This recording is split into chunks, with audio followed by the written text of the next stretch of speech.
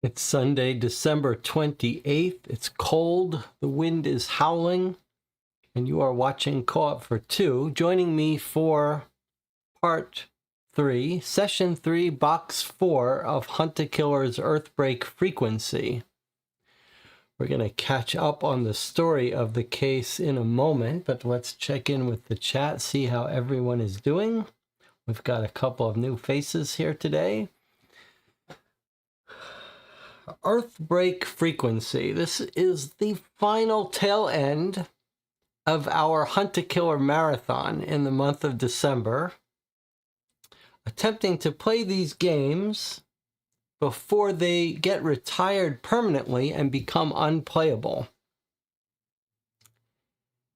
I guess it's arguable whether they're playable now. I mean, they are technically playable, but boy, did we have a rough session last night. So we're going to recap the story of what happened. Oh, Shirley Chu in the channel just posted a comment about our playthrough of Frequency and is playing these games right now with her group, his group. It makes sense that there are people around the world playing these games now, rushing to get them played before the websites go offline.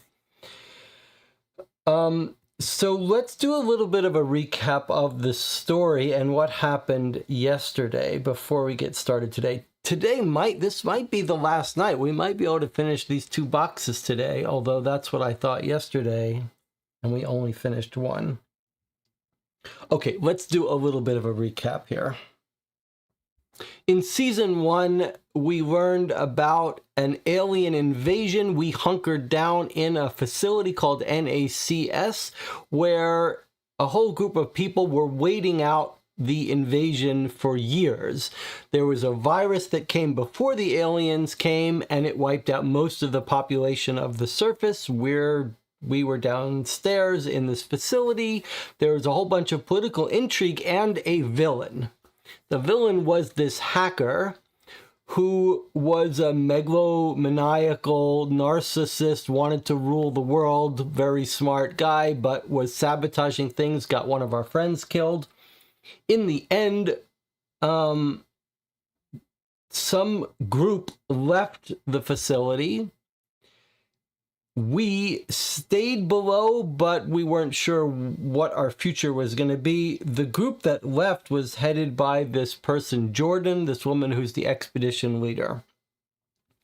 That was Season 1. Season 2, fast forward a few years, and we have decided to leave the facility, gone to the surface to take our chances with the aliens.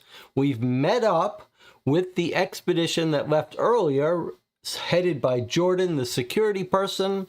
We've left our friends down in the NACS facility, and we've linked up with this group of surface dwellers who have decided to try to defeat the aliens, to take back Earth, figure out a way to kill off the aliens, and they've got an idea. And the idea is there's this big giant tower that the alien bugs, they're sort of Starship Trooper bugs. They look like they've got sort of a hive mind. And this group thinks that maybe something can be done with the tower. It's just a couple people without real technical skills, though, so they don't really know what to do, how to defeat these aliens. But we've been helping guide them around a little bit. You can see we've got this map. This is my printed version of the map. Whoops. Printed version of the map that we can write on. And we started out here, and we've been helping guide them on missions. There's a whole mechanic, a little game mechanic, where there's like 4 or 5 people in this expedition group. They all have different skills, and once per box, we're guiding a different person with different travel speeds through certain areas. And there are different kinds of aliens. We've learned about hunters, which sort of patrol back and forth, sentinels, which go around corrupted areas, and we are learning about these corrupted areas of the land. We don't really know what it means, but it's sort of an annihilation infection type situation. Humans can't go in those areas. They get killed instantly. Eventually, we led the group back into the facility we left several years ago. In that facility, we found lots of people dead. But before we got into the facility, we ran into the hacker, the villain from season 1, who had been exiled. We thought they should have just put a bullet in his head, but he got exiled several years ago. And he came up to us and it was like, don't shoot me. I'm different now. I've been out here for years. I've had time to think about it, and I can help you. I can help you kill these aliens because I've been thinking about it, researching it. I'm smart. I'm the one who knows how to kill them. What you've got planned is never going to work. And our group had a little chat, and they're like, we don't trust this guy. But he's right. We don't know how to kill them, and he probably does. And he was right that all our attempts to kill them, like you can't burn them, you can't stab them. It's almost impossible to hurt the aliens. But he has a plan, and he knows. And he's like, I'm sorry for everything. And we thought, this guy is bad news. He's going to double cross us. We got to keep our eye very closely on him. And so did Jordan, the expedition leader. She's like, keep the gun always on him at all times. Chat is pointing out we also met a new kind of alien called a flyer, which just goes in a straight line and can see up to 2 away. We had 1 successful solution of the game puzzle and then 2 very painful failed attempts to solve it because we were misunderstanding a rule. We spent 2.5 hours yesterday desperate to figure out the rules of these things to plot to solve the puzzle, and eventually had to read the help. It was pretty disappointing that we couldn't solve that puzzle. Shame on me, shame on the group, shame on the puzzle makers for all the problems, which we'll talk about at the end. We went down into the NACS facility to see if there were survivors, but more importantly, to get to Patricia.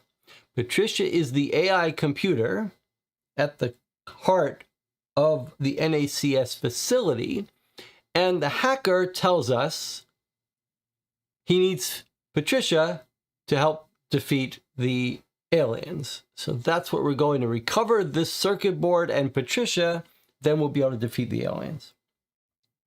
We make our way down there. I thought it was going to be filled with aliens. It wasn't filled with aliens. It was filled with just people who have basically decided to hunker down here till they die of starvation, whatever. We got to the server room eventually. We got to Patricia, and the hacker turned around, put a knife to the throat of Madeline, one of our members of our expedition, and said, surprise, I'm not so good after all. And now we're going to read. We could actually re-listen to it for flavor. Maybe we should, but I think maybe we'll read it, but I think we could also listen to it. I think it's this one. So we're going to, by the time we came around to this at 5 hours in, I'm not sure I was even fully awake. Sometimes lately I feel like I've been almost falling asleep here. But let's listen to this final scene when the hacker shows his hand. Oh, is it not going to let us listen to it? It's just got the transcripts. I'm not sure. There is a way to re-listen to it. It's actually a weird decision. It's great that they have the transcripts, but I don't think there's actually a way to re-listen to the audio. That's okay. I'm going to read it for us. Okay, so here he is. We've solved this insane puzzle with the circuit board that we didn't understand any of it. By then, I was just out of it. But here we go. We fixed this. We did this. We booted up Patricia, the server, and we went through her calibrations as the hacker wants us to. Okay, so here we go. We're almost done.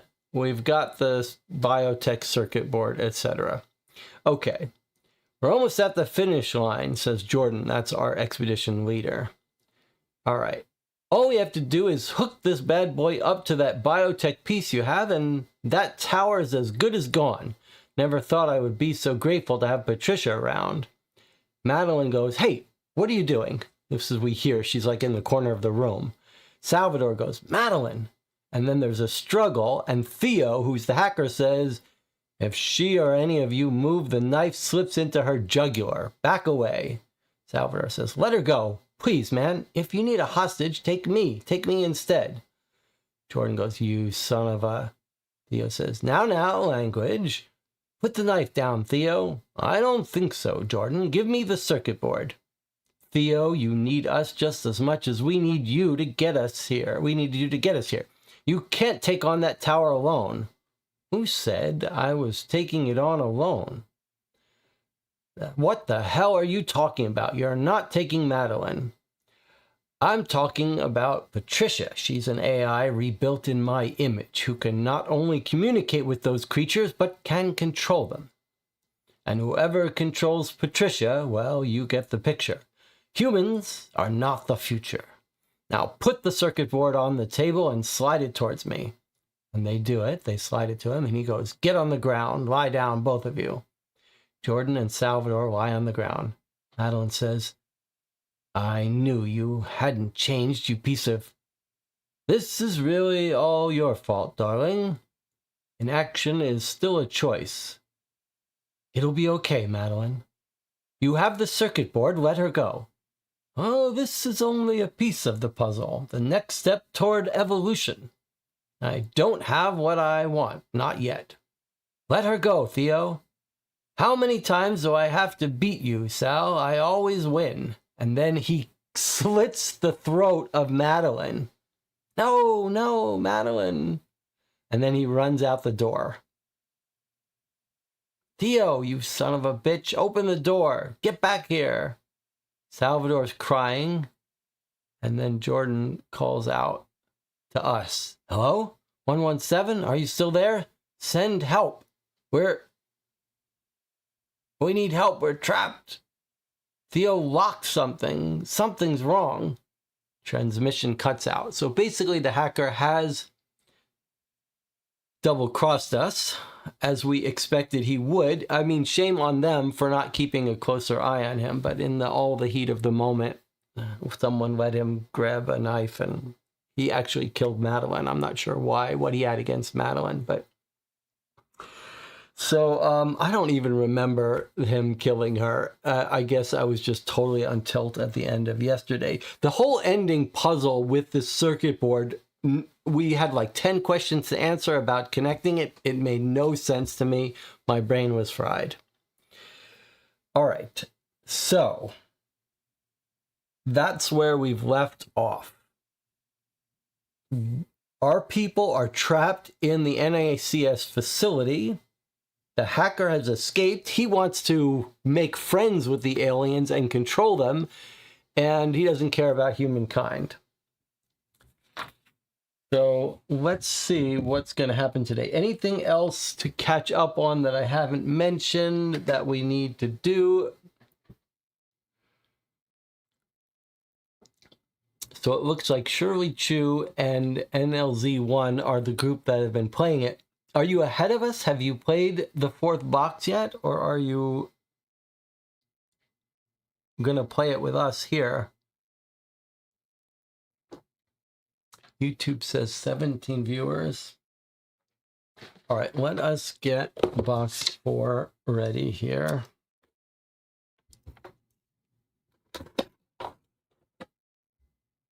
I do hope we can get... We just finished 4 today. Okay, don't give us any hints, please. All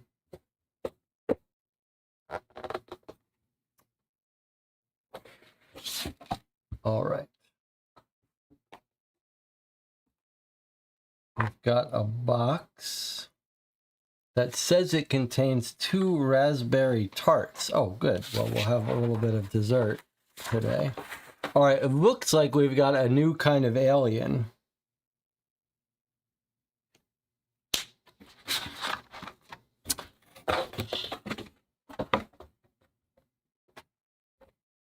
All right, a new kind of alien. And there are Elaine's printouts of the hints in case the content goes offline. There's our new alien. Let us read our letter today.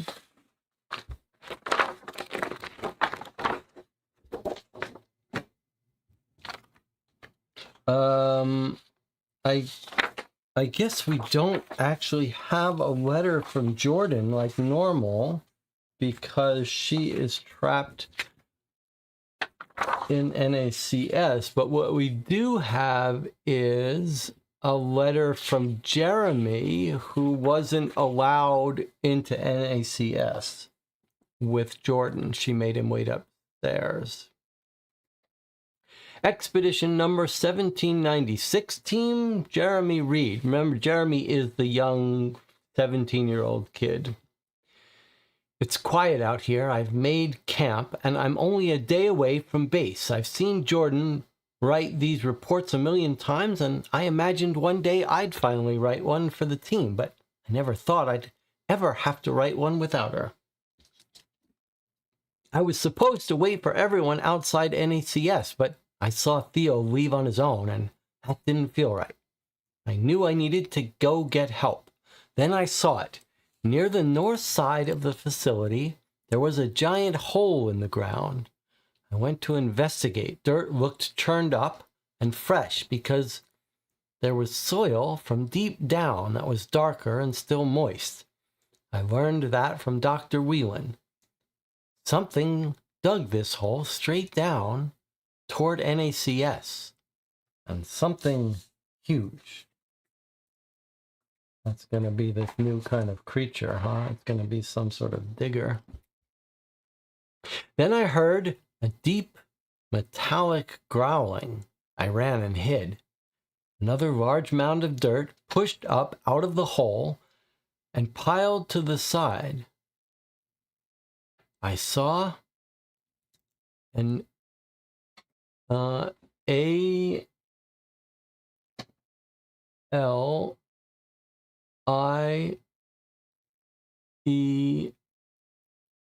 It's going to take me a while to remember this. Alien. Oh, A-L-I-E-N. I saw an alien I'd heard Jordan talk about but never seen before. She calls them... This is our... I think that's B. We don't see this much. Which one is this? B. Is that B-U? R-R. It's a burrow. B-U-R-R-O-W. Burrowers. She calls them burrowers.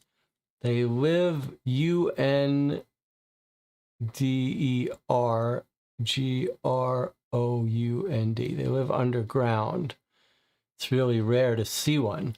Jordan said she's only seen one or two closer to the T-O-W-E-R,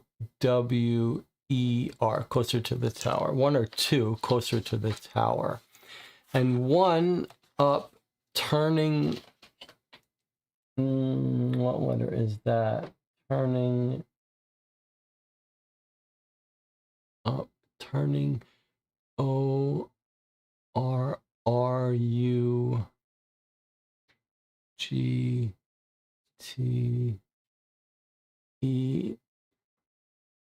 Up, turning... What letter is that? It's a C. And one upturning, corrupted land. Corrupted land like a plow. Okay, they like the corrupted land. In her 10 years scouting on the surface, she's only ever seen 3. Lucky number 4, huh? Jordan says that's a bad luck number. Don't know how numbers can be bad luck, but Jordan usually knows what she's talking about. I stayed quiet for a while to try to spy on the burrower. It only moves. It only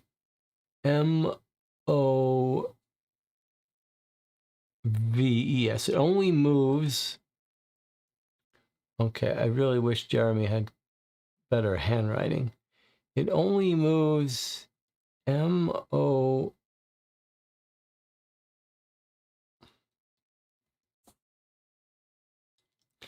It only moves M-O... I think that's R. M-O-R...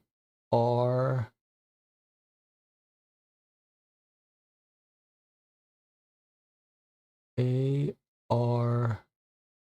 It only... Oh, that maybe that's a T. That's not a T. It only moves forward. Is that an F? Yes. Okay, it only moves forward in... It only moves forward. This is important because we're going to have to make our notes about this new alien. This is the burrower alien. Okay, where is our picture of the burrower alien? Here it is. It looks like a little mole, but it's giant. All right, so he spied on the burrower. It only moves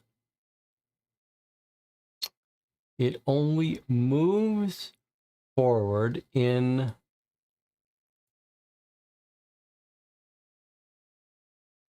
This is going to be straight, surely.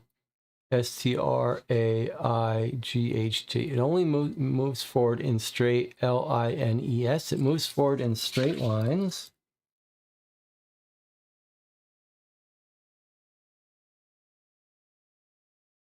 Is this going to be our time for redemption on this puzzle? It only moves forward in straight lines. While...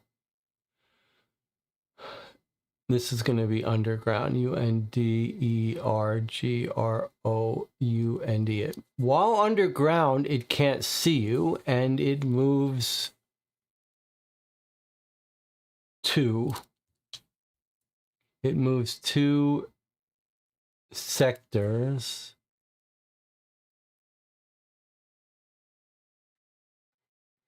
per... This is going to be hour, H-O-U-R-L. Okay, forward in a straight line. While underground, can't see two sectors per hour. This is all important because we're going to have to plot a course to avoid these guys, right? Before coming back up, 2 sectors per hour before coming back up to the surface in its new location. When it does surface, it freezes in place. It could be thinking about what to do next, or it is trying to sniff people out. So it freezes in place when resurfacing. Okay. Could be thinking about what to do next, or it's trying to sniff people out. It doesn't see very... It doesn't see V-E-R-Y. It doesn't see very, and then what it... F-E-L-L.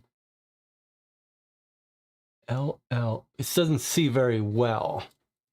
Obviously, if you're R-I-G-H-T right on top of it, obviously if you're right on top of it, it'll see you. Or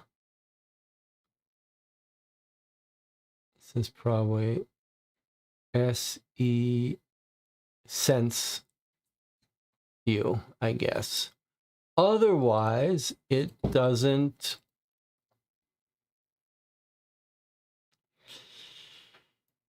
It doesn't.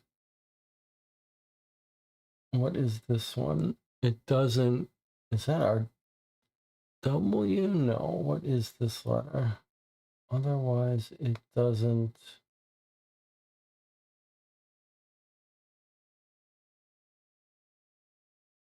It doesn't see your.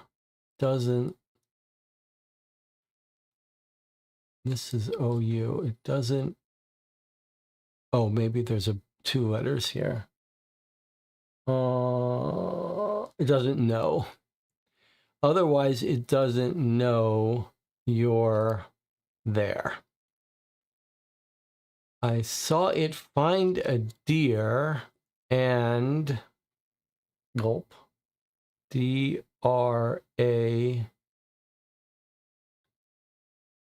drag it. DO drag it down. UND underground with it. Okay, so obviously if you're right on top of it. Okay, so yeah, you can't be in its same space. However, there's more information. The other thing I noticed was wherever it TUNNELS, wherever it tunnels, the ground, GROUND, the ground, T? No, that's not a T. Wherever it, is that not a T? What is that? Wherever it,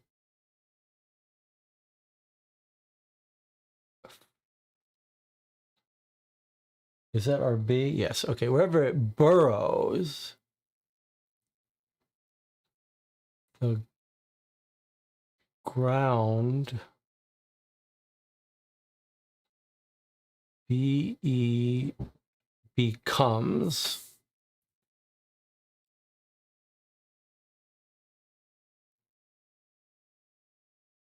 unstable.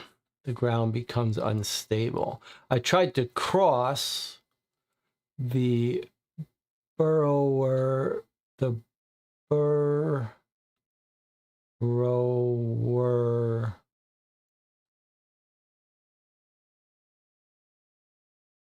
burrowed, PAT path. I tried to cross the burrowed path, and the GROUND and the ground, COLLAPSED, the ground collapsed. Okay, so you burrowed path unstable. Okay, so when it's underground, you can't walk on top of that ground. That makes a lot of sense.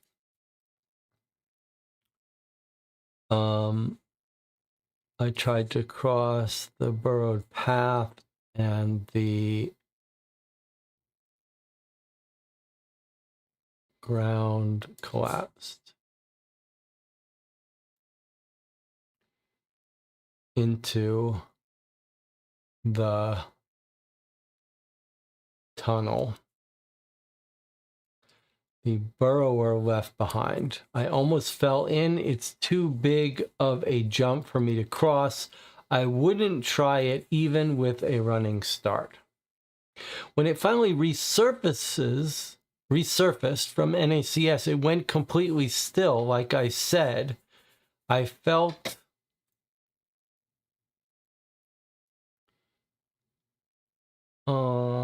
is that our F? No, that's our V. I felt vibrations. Vibration. I felt vibration through THROUGH GH. I felt vibration through my BODY, through my body. It was a sound I couldn't hear, but I felt it. The burrower started, MOVING, started moving, TOWARD, toward the TOUWER, through the tower. I have a feeling that it's going home, but it might come back soon. It's been I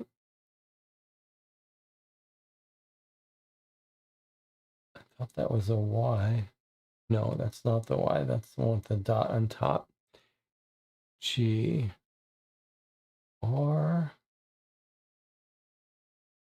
It's not an R. It's a D. DI. Digging. THAT. It's been digging that tunnel down to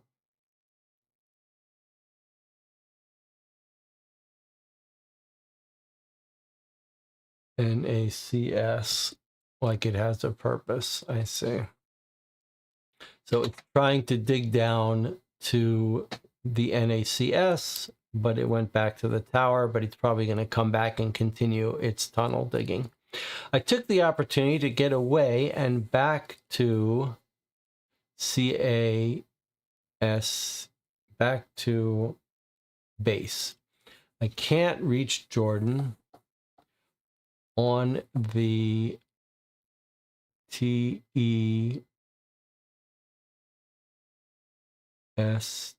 on the test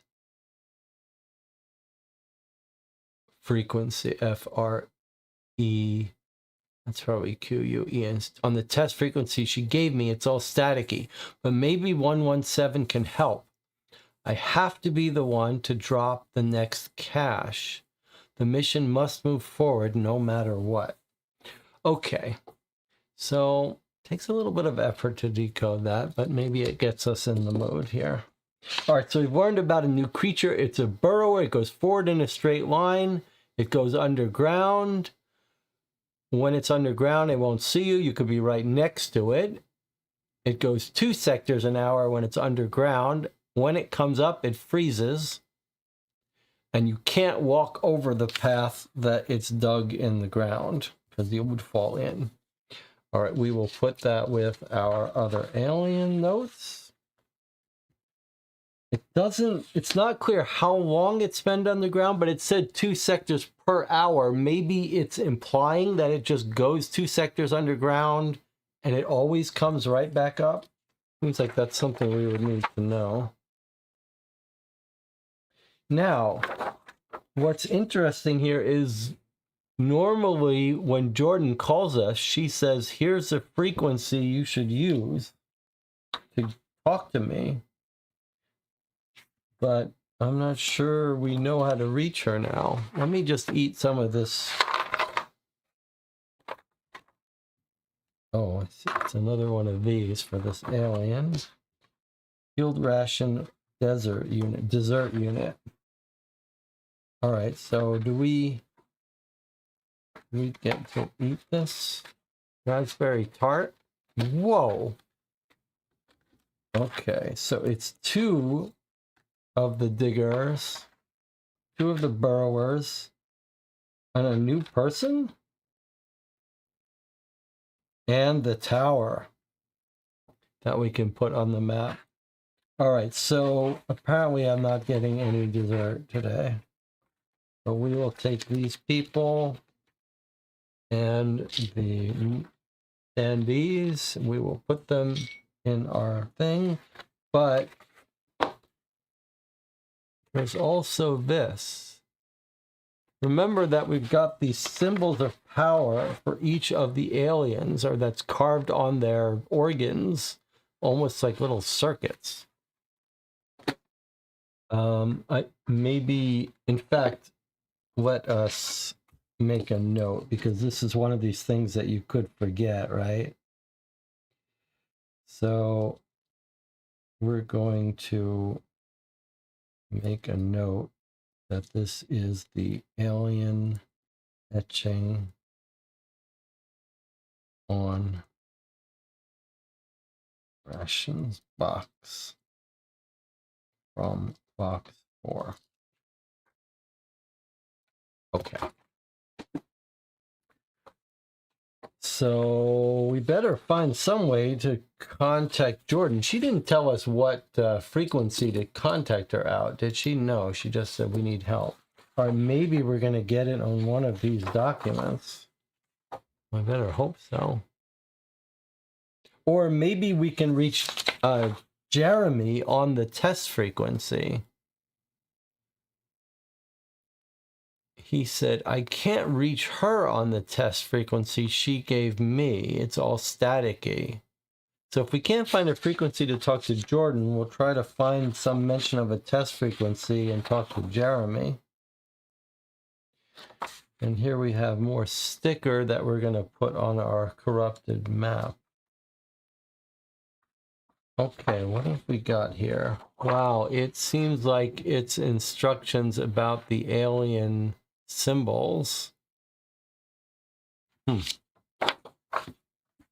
And this looks like another page from Jeremy's field guide. What has he done? He's drawn a whole bunch of squirrels. Boy, his drawing ability is improving every day.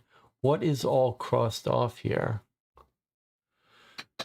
He's sitting by himself. Everyone is doing something. He feels stupid. I'm not stuck out here with him, at least. Just me and this cool squirrel. Okay, so the squirrels are doing fine. Well, what's on the back of this? Hey, 117. Okay, here's Jeremy writing to us, I guess, again.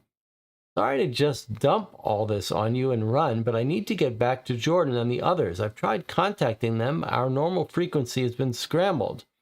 Hopefully by the time I get back to NACS, you'll have figured out how to reach them. I was racking my brain about the emergency protocols Jordan taught me when I realized I wouldn't be able to figure out the new frequency without the map. Wait, I'm getting ahead of myself, sorry. I'm still getting used to traveling alone. Anyway, Jordan said, if we ever get separated, the emergency frequency was 319315, but to confuse the aliens, the frequency has to be shifted by the number of the last sector we were in before we were separated. I know we got separated at NACS, but I don't know the sector of NACS, what the sector of NACS is on the map. But hopefully you can figure it out and contact them. Okay, so what we know is it's 319315. 315 shifted by the NACS sector.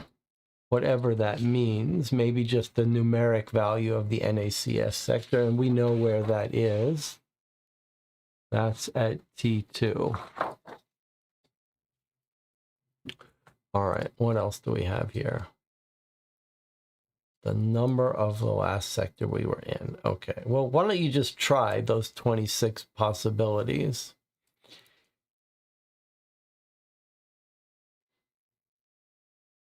Anyway, hopefully you can figure it out and contact them. I don't know what else to do. Jeremy, P.S.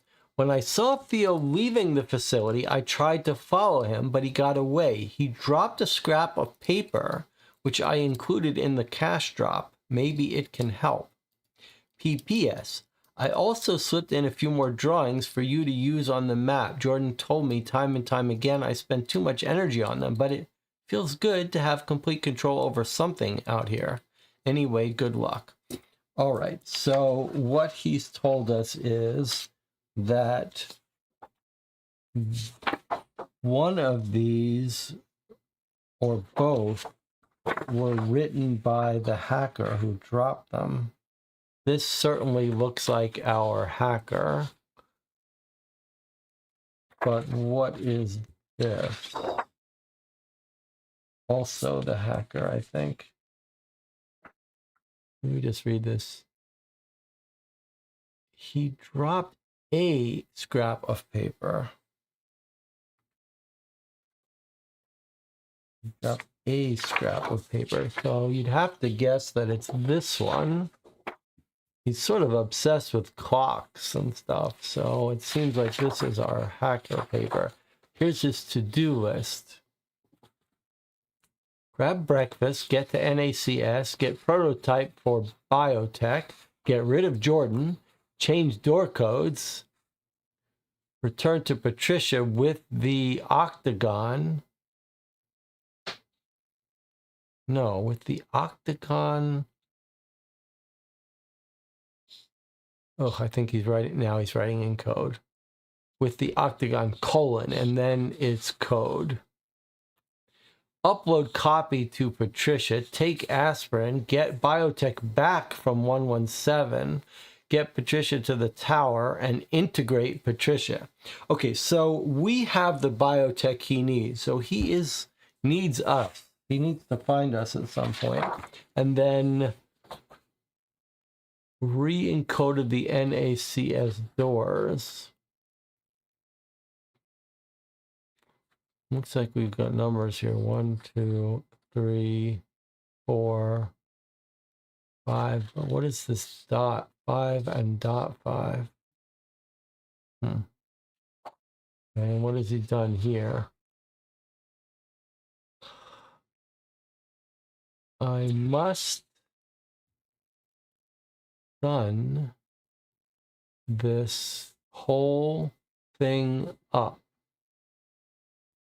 And he says, conversion draws near. I must sum this whole thing up. Conversion draws near. And then this one says, conversion draws near. I must sum this whole thing up. And this one says, start at midnight and work till the 11th hour. Align the new and old codes and find the median. Okay, so it sounds like he's just making instructions for how we find the new codes to the NACS doors. There's a little 12. There's an 11. All right, I'm not sure how much time we'll expend trying to decode his system. We might just jump and read the solution to that since it doesn't seem to add much. And look, here's our number scheme. It looks like it might be, I wonder if it's like 1, 2, 3, 4, 5, 6, 7, 8, 9, 10, 11. Yeah, surely that's what it is. A dot is 1. Each line is actually 2. So 1, 2, 3, 4, and a dot is a +1. So actually what we've got here is what? 3, 5, 8, 6, 9, 10, and 11.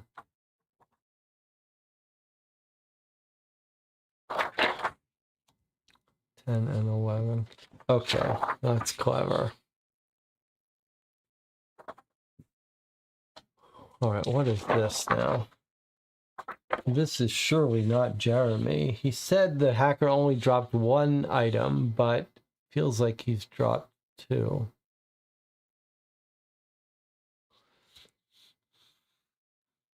And this is a little bingo thing that's not important for us as far as we know. He's just written on this, but he's written a whole big thing here. Jordan's going to explode when she finds out what I did. All right, let's read this later. Let's contact Jordan first. She seems like maybe she's in danger of dying. Maybe that should be our #1 priority. All right. So to contact her, Jeremy says, That's the frequency. 319315. 319315. And we need to shift it by the number of the last sector we were in, which is the NACS sector, which is T2. So do we think we just ignore the T and we're going to go and shift these and circle them back? So do we think this is 5, 3, 1, 5, 3, 7?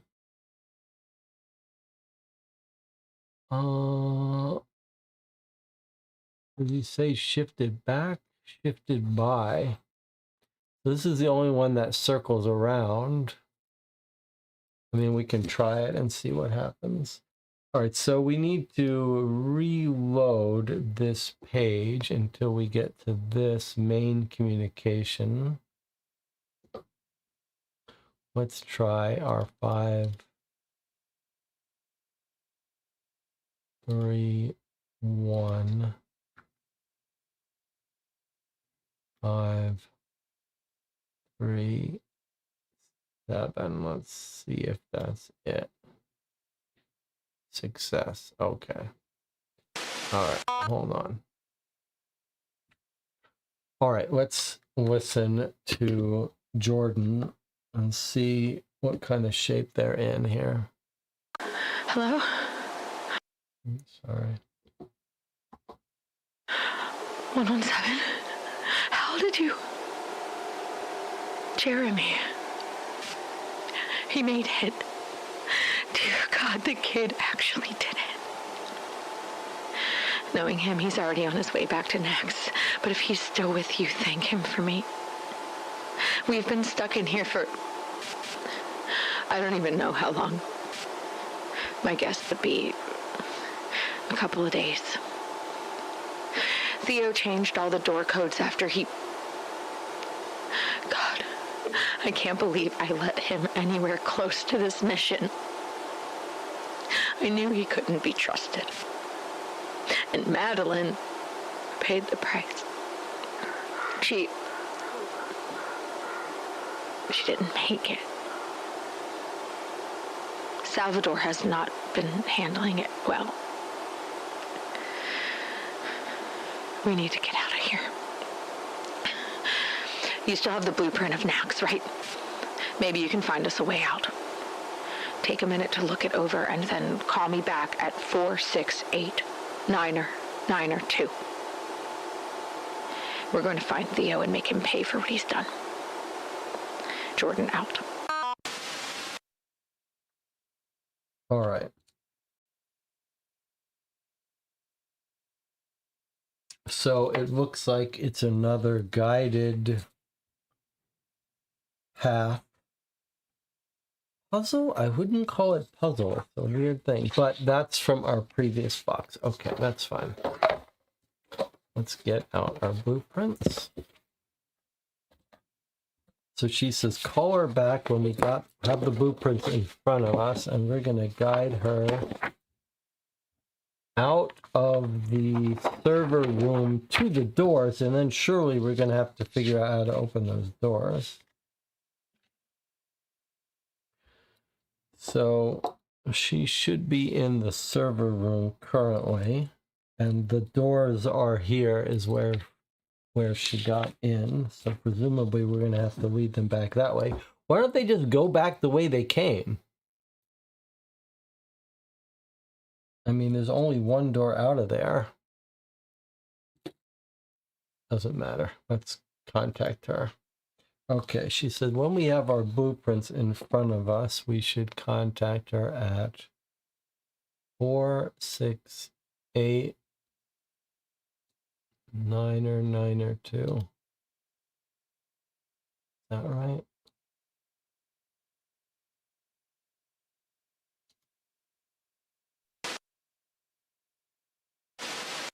Hey, 117. While you've been looking for a way out of the facility, I've been looking for a way out of this damn server room. I managed to find a vent hidden behind Patricia's primary server. My guess would be Lila put the server there to make sure it stayed cool. Anyway, I think I can get us out of this room, but we'll need you to guide us out of Nax. Ready? Okay, makes sense. Let's move. Come on, Salvador. Okay, so door's locked. It's time to go. So they're gonna take the vent. Please, don't make me leave her. I'm sorry. Madeline and nothing we can Salvador do to were help her. boyfriend and girlfriend. Okay. Goodbye, man. I'm sorry, Come on. We have to go.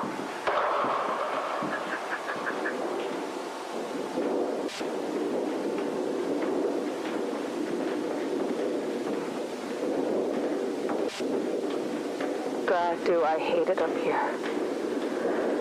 Okay, we're coming up on another vent cover. I think it's over the council meeting room. Should we drop down or keep going?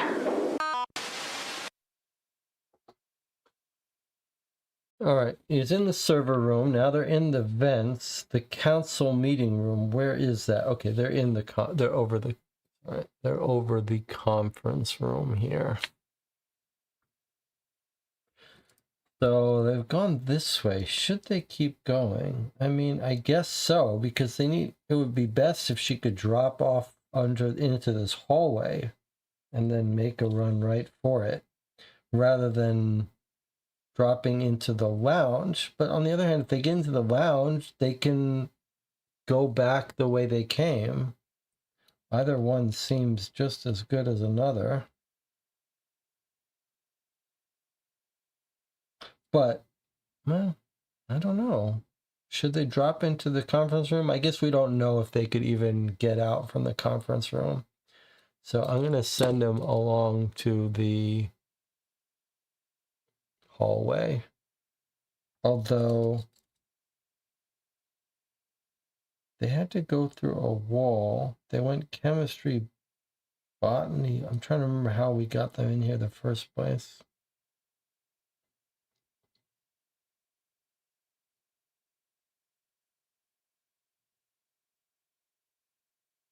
I mean, sure, they're not going to go back the way they came. That would be kind of boring.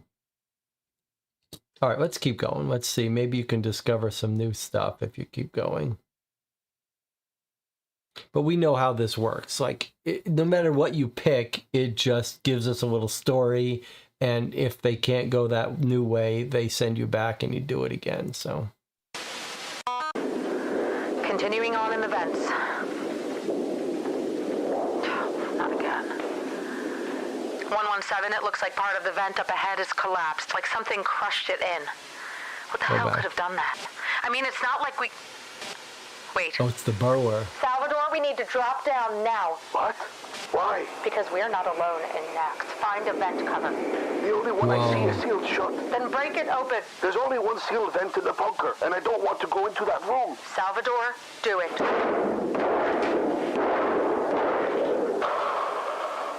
Jordan, I don't think I can do this. Salvador, I am not losing you in here too. I need you to follow my orders, and I promise you, we will get out of here alive. Can you do that? Yes. Then jump. No. Don't look at the bodies. See if the door is unlocked. But it's Alosha. Door. That's an order. They found the body of the security guy that we were friends with. 117, we need you to get us out of Russian. here, fast. We're in Lab C, the dead room. There are bodies piled up so deep we cannot even see the floor. They've been here so long, there's almost nothing left of them. Yeah, it's Jesus, filled this with is bad. bodies. The door's locked, Jordan. It's... God. Madeline. Hey, I need you to focus. We're gonna get justice for her, all right? I just need you to hold it together for a little while longer. 117, can you unlock the door for us? You still have the index of door codes, right? The lock is showing the number 14 as the key. I assume the protocol is the same as the doors you unlocked getting us to the server room. Please, hurry. So let's just take a moment to think about how slightly weird this is for box content, because it feels like we're still in box 3 here. Like, it's pretty rare to reuse components from a previous box extensively. So we're sort of still in this puzzle of box 3, having briefly traveled to box 4. Now we're still doing the box 3 puzzles. Okay, she's in the lab C. They've dropped down, full of dead bodies. She wants us to open this door with the code. She's told us that the key is 14. So we want the lab C, which she says they've renamed to the dead room. There's the code. Remember, this whole convoluted thing is just a way of saying that we add, when we have a key of 14, we add 13 to every number. So if we zoom in on this, this is what I want here.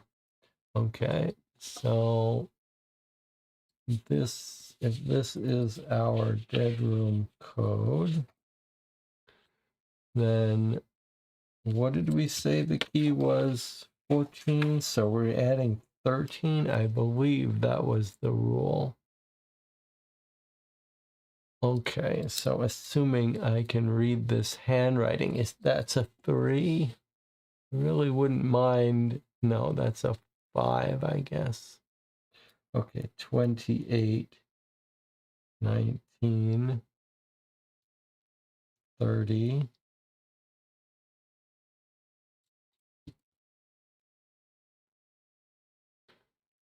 Four is 17, 29, and then 25. So I've added 13 to everything. I'm assuming that's a 2.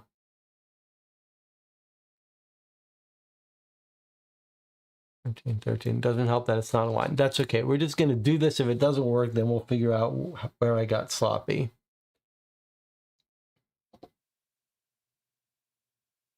Okay, first number is 28.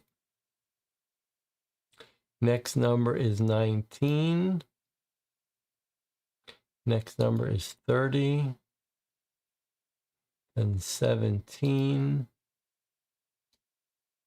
And 29. And then 25. This is just a very weird system here for putting these numbers in. And then presumably if we made a mistake somewhere, we would only find out now when I hit enter on the last one.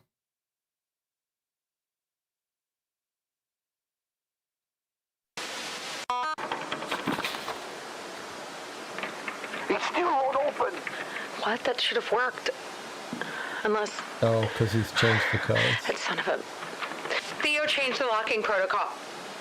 We're trapped in here. No, please, no. Calm down, Salvador. It'll be all right. 117? I don't think Theo would have had a ton of time to change the locking protocol, so I think the original door codes from his index are correct. He's just changed the way you need to alter them to get the new key code. I have no idea what the new procedure might be, but I have faith in you. Figure it out and get us out of here. We're counting on you. Jordan, out.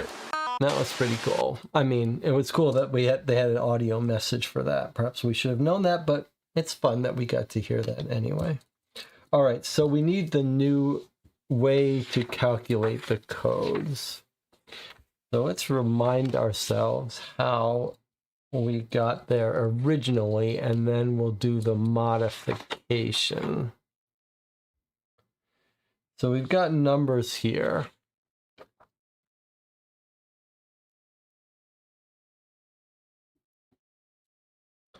We've got a grid that feels arbitrary.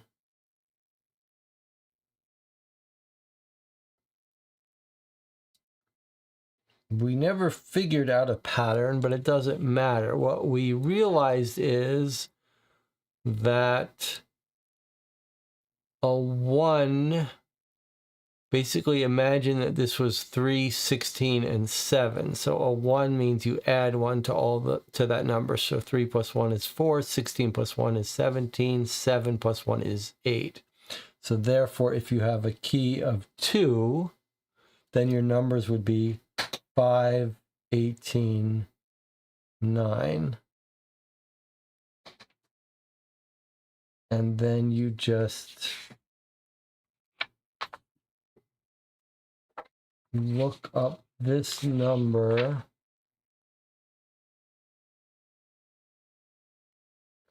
So, for example, if this number is a 15, we would look where the 15 is. And then if we had a key of 2, we would look down here, and this would be a 16.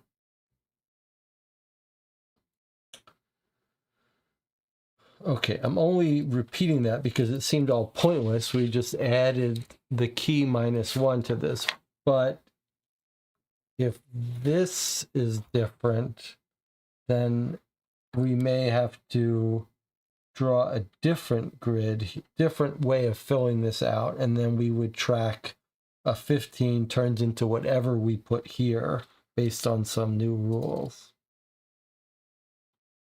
All right, let's try to understand this, and then we won't do the actual work, I don't think. I think we'll just read the solution. But let's spend a moment. The story is interesting.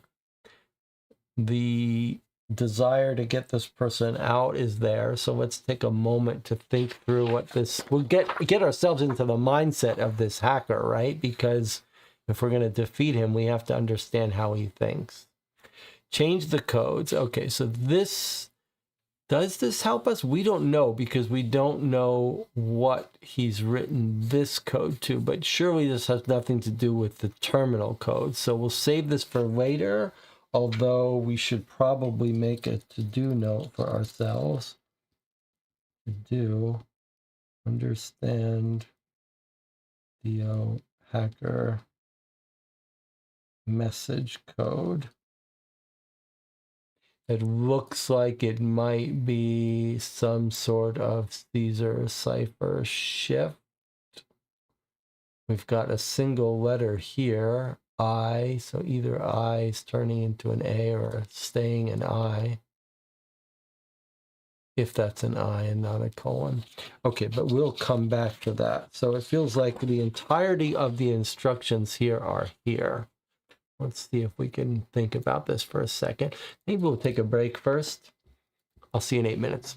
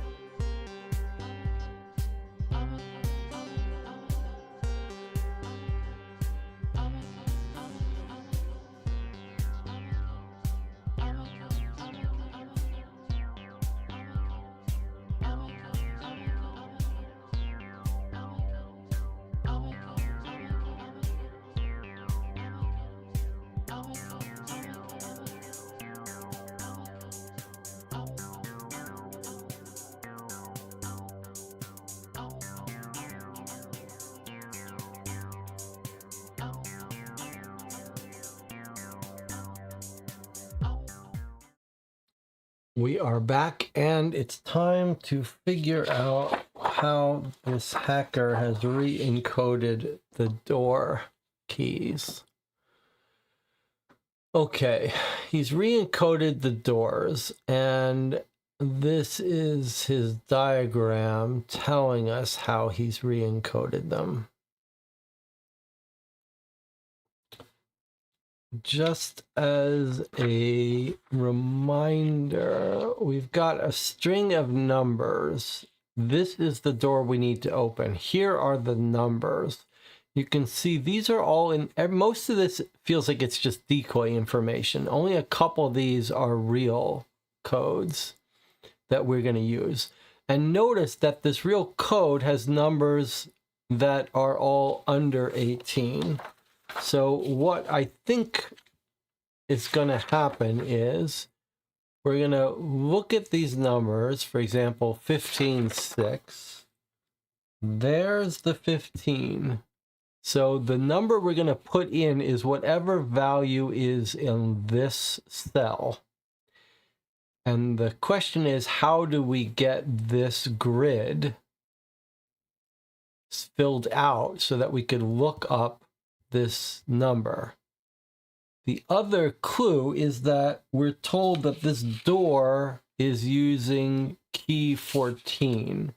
So whatever algorithm for filling this, we want the one that's parameterized with a 14. So I suspect that it means that this system should be able to be parameterized with a 14. Like, it's not just a fixed numbering, but I could be wrong about that. We could need to ignore that. All right, let's see if we can understand what's happening here. Conversion draws near. I must sum this whole thing up. Sum this whole thing up. So that's a little clue, the word sum. Sum the whole thing up. Okay, and then what do we see here? It says, start at midnight, work till the 11th hour. Align the new and old codes and find the median. Okay, so I think that might be our clue about how to use the 14 key. I think maybe we just first compute what the numbers would be, and we actually wrote those down. This was the calculation we had with the old codes. So it sounds like we're going to get new values and find the medians. That's kind of the impression I got.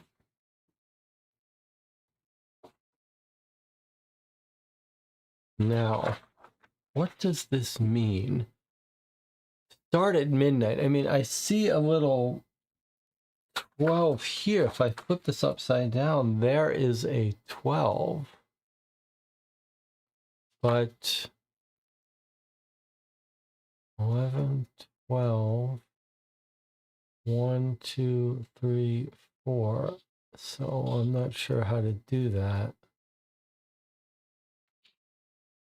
What about these, though? Midnight, is that going to be... Well, we've got an 11 here. We figured out that this is a 2. Is this even an 11, or is that a 1-8? And is that a 21? 21, 1, 2. Could be either way. If I'm right that this is a 3, then there's no 4. Okay, let's see what numbers we got here again. 3, 5, 6. Maybe we'll try to do this so that we can write on top. I should have made a copy of this in the scanner during the break.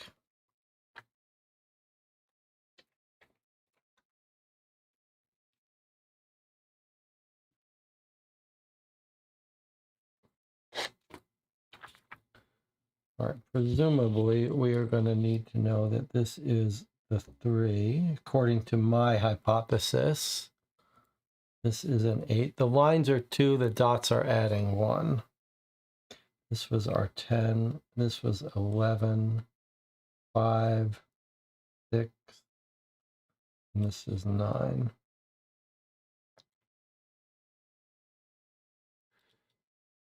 And the way we got that is this list here. 1, 2, 3, 4, 5, 6, 7, 8, 9, 10, 11.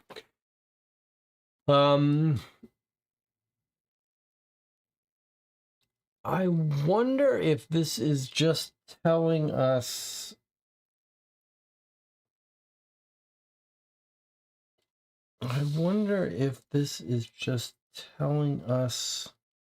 that this is the pattern we add. It doesn't quite work. Start at midnight. I mean, I don't know. We don't have a 12. We do have a this.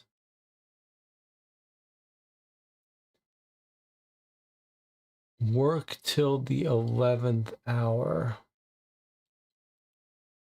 We do have an 11, but we don't have a midnight 12.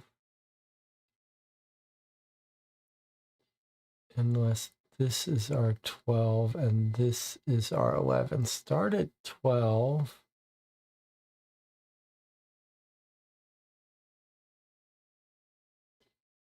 Work till the 11th hour. So are we going clockwise around? Is that an 11 or is that an 18? Okay, that is definitely not an 11. This is an 18 and a 21. And 18 plus 3 is 21. 21 plus 8 is 29.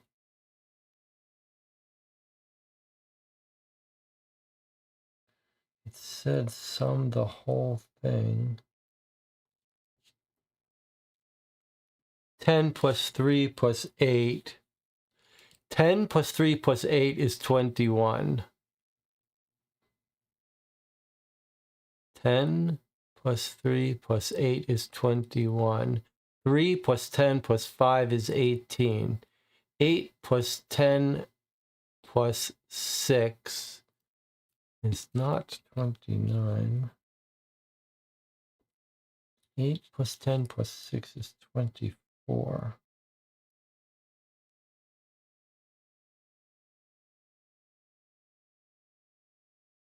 Okay, so that's what's happening here.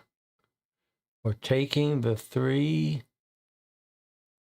octagons surrounding each triangle. We're summing them all together to get the number in between them.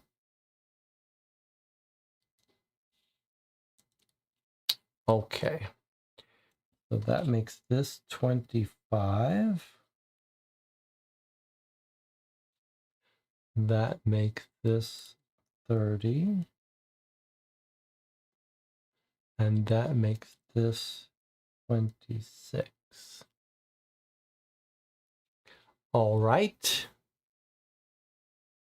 We've got that, but more importantly, perhaps, we've got the part about find the median. I mean, I haven't done the median, no, but we've done the sum. Conversion is near, sum the whole thing up. Okay, so we've summed these things up.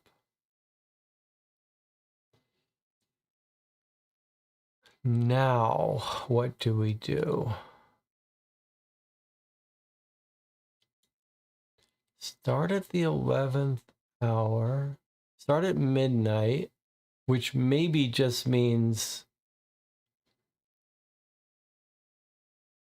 1, 2, 3, 4, 5, 6, and 12. It almost feels like midnight 1, 2, 3, 4, 5, 6, 7, 8, 9, 10, 11. you could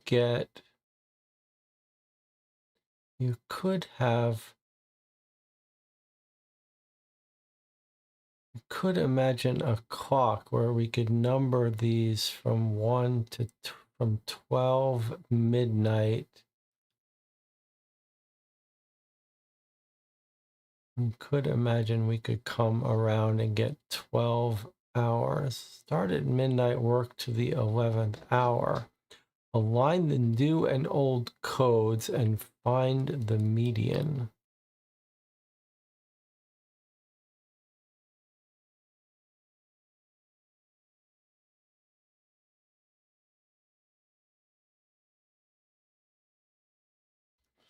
The part that's confusing is this is our new code, but what would we...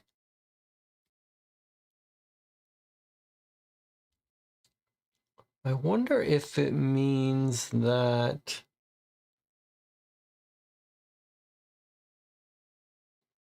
start at midnight, work to the 11th hour. 1, 2, 3, 4, 5, 6. We've got 6. 1, 2, 3, 4, 5, 6. Okay, hold on a second.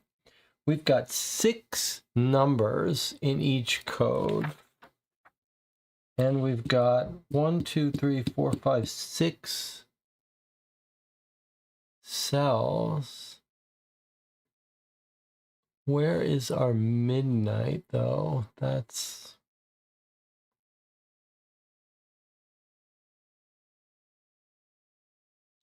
I mean, if we had a straight upright 1, I would think like we'd add 8 to the first number, 6, 9, 11. Like if I'm basically right, then we would be looking at the median between, like, let's say this was our midnight. Start at midnight, work to the 11th hour. So, like, I wonder if it would be something as simple as, like, if we started here, for example. This is what we filled in. Okay, here's our 6 starting at midnight. So I wonder if it's not like this. Starting at midnight, and it's 6 numbers for 6 numbers. So I wonder if it's not 21, 24, 25, 30, 26, 18. And then finding the medians. What do you think about that? This whole chat is totally silent. Okay, well, let's just try this because this would be pretty neat. This is what we filled. Is this what we filled in? Yes, we filled in both. Okay, so if we did that, what is the median between 28 and 21? We got a problem here. Because between 28 and 21 is like 24 and a half. It's smack in the middle. Okay, what if it's not this set that we're median, and what if it's the original set? That would make life a little bit easier for us, in fact. So this was the decoded thing with the old code. What if it's just the new code? I mean, the original numbers. What if it's 15, 6, 17? I need the screen or my glasses, for fuck's sake. Let's not play this game. Can't afford to not use the glasses. 1704, 16, and then 12. Okay, now can I median these in a way that makes sense? That would be 18, That would be 15. We got a problem here. No, we don't. That's 8 plus 4 is 21. This is looking promising.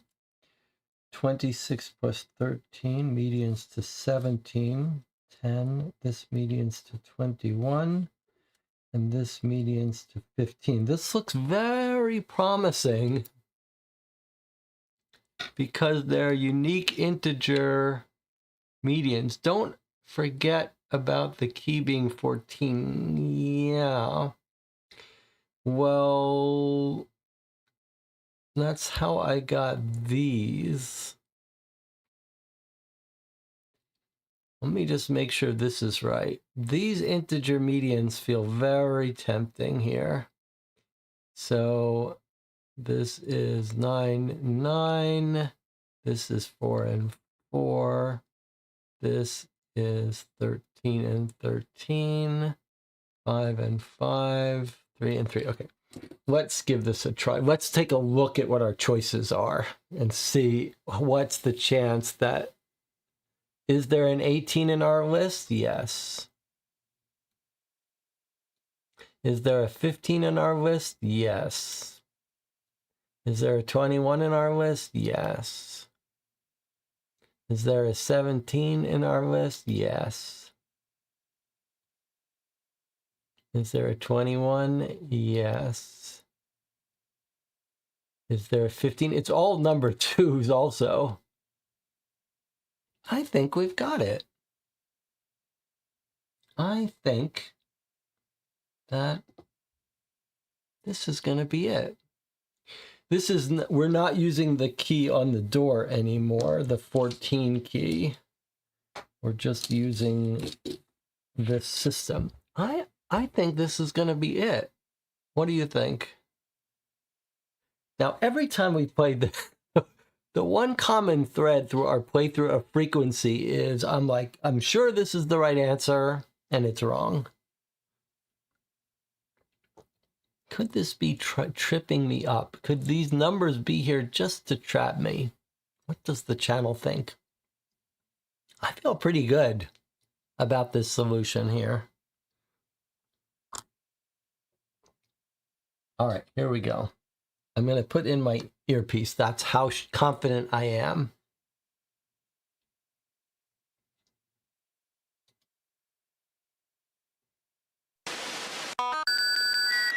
And it's open. Thanks. Okay. Salvador, we need to go. We do it calmly and quietly, so we don't draw attention to ourselves. Ready? Yeah. Good. Let's move.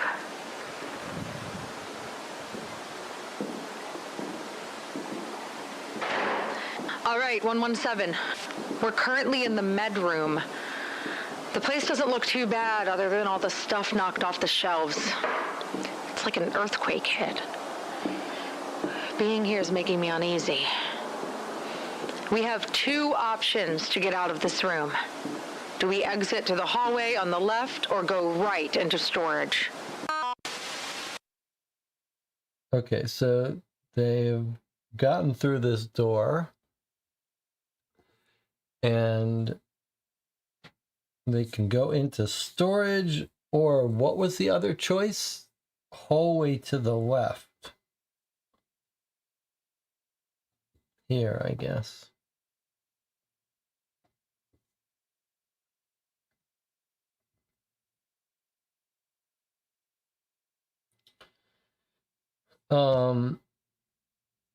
Well, we've just come out of the conference room, assuming there's no door out here, but there is a door to the rec room. I think we had trouble getting in there before.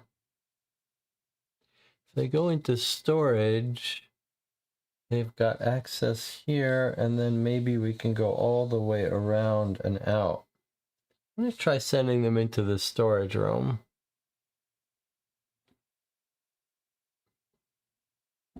Feels like our best bet.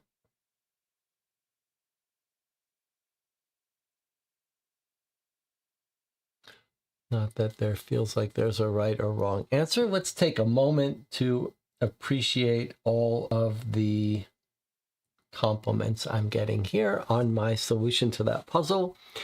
And Shirley Chu and NLZ1, these are the people who have played this recently.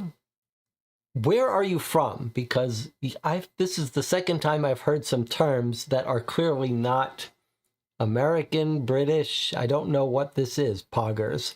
I don't know what culture, what country that expression is. Australia, I'm guessing. Like I've got some NLZ, New Zealand. Sounds like an Australian term, doesn't it, poggers? Australian or New Zealand. All right.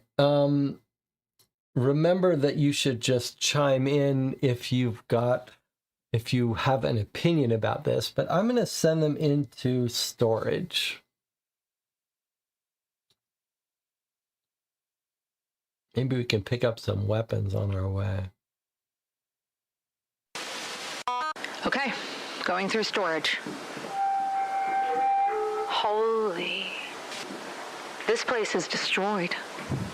A big chunk of the wall has collapsed and the entire left part of the room is covered in rubble. I can't see the door that leads toward the dorms anymore. There's no way we're going to make it this way. I'm going to head back through the med room and into the hall on the other side. Okay. Okay, we've made it into the hallway and... Damn. The sound bounces around so much I can't even tell where that's coming from. Let's just keep moving. We can push forward into the rec room or see what's in the chapel. Where to, 117?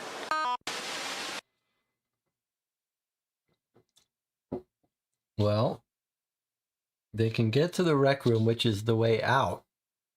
But maybe we should go to the chapel just to see what there is to see. I mean, I keep thinking they're going to find some good weapons. Maybe they'll find a survivor. Got a little bit of a hint that there might be another survivor to find, right? Because we got that little standee. So let's try to find a survivor in the chapel. Okay, moving into the chapel. Sister Ada would have a fit if she saw her sanctuary like this. Oh, the religious sister. There's a massive hole in the left side of the room where the wall meets the floor. It looks like it leads down, maybe under the rec room. The pulpit is in pieces and... Oh, God. Just when I think this place has shown me the worst. Salvador, stay back. 117, I found Matthias. It looks like he came down here to... Well,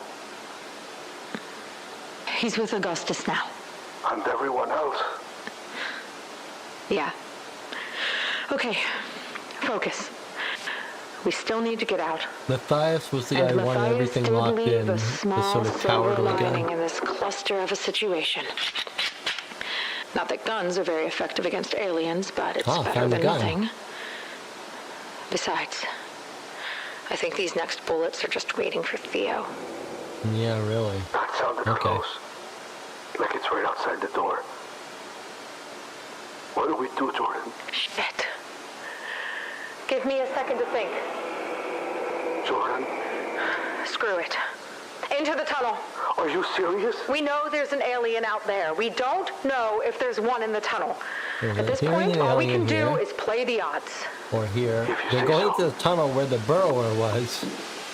I don't know. Maybe we should tell them about the burrowers. Salvador, put your hand on the left wall.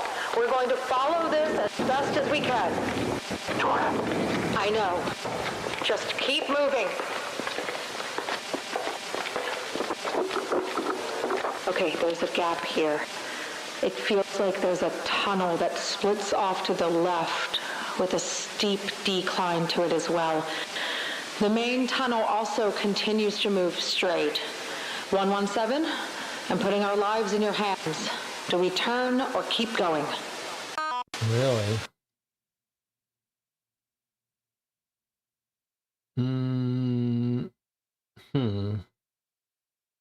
They're underground. They're in the tunnel.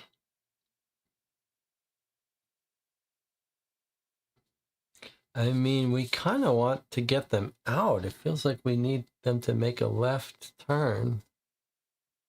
It could be anywhere like here. They've gone down in the chapel room. The chapel, yeah. So I think we're going to tell them to turn.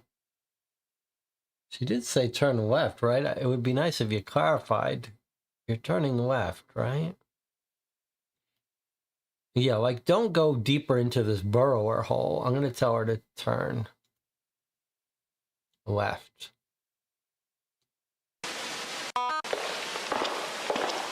Okay, following the path to the left.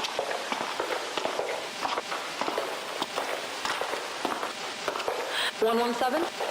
I think we're losing you. Our signal's breaking up. We're further I can hear you. I don't know what...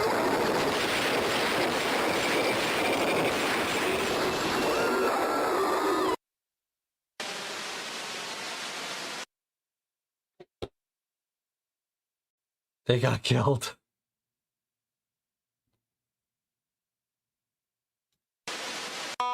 Okay, moving into the chapel.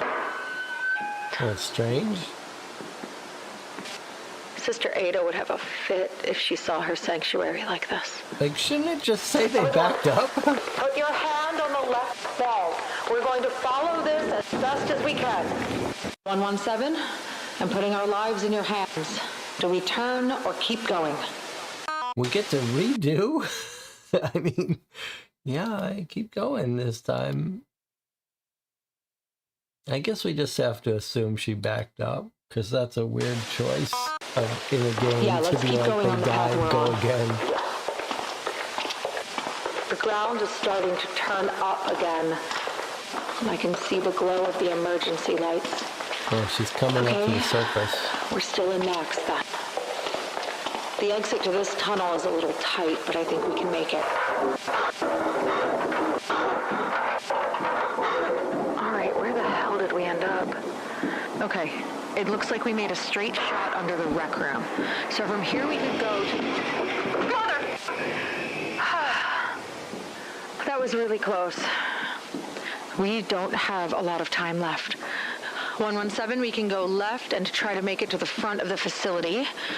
We can try to take cover in the cantina, or we can head toward the C dorms and storage at the back of the facility. Where should we go? I mean, don't go to the C dorms and storage. That's where we just came from. They could take coverage in the cantina, or they could head for the exit. I mean, taking cover with these aliens? That doesn't seem like the right thing to do. Just get out. There's no way out of the facility from the cantina and stock room. Might be nice to look for survivors, though. I'm gonna have them look for survivors in the cantina. All right, let's move into the cantina and see if we can wait for the threat to pass. Sure thing. No. Don't wait Tables for the flipped threat. over. Find Chairs everywhere. survivors. This place is a Are they gonna mess, get but killed otherwise here? looks pretty normal. So now we wait and see if we can't find... Damn it. Salvador, move to the kitchen. Go. Close the door, quickly. Now they're trapped in there. We're trapped in here. I know. This is how it ends. Let's try the storage door. Come on.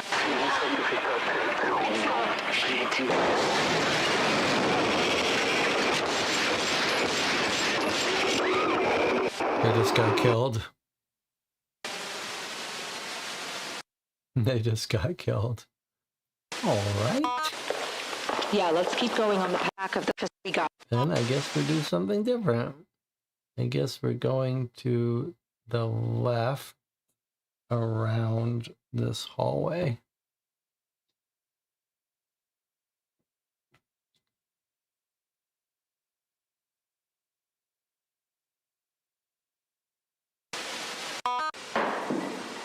Left it is. Hopefully we can walk back out the front door. Let's go, Salvador. What's that? Faster. Faster. We need to get out.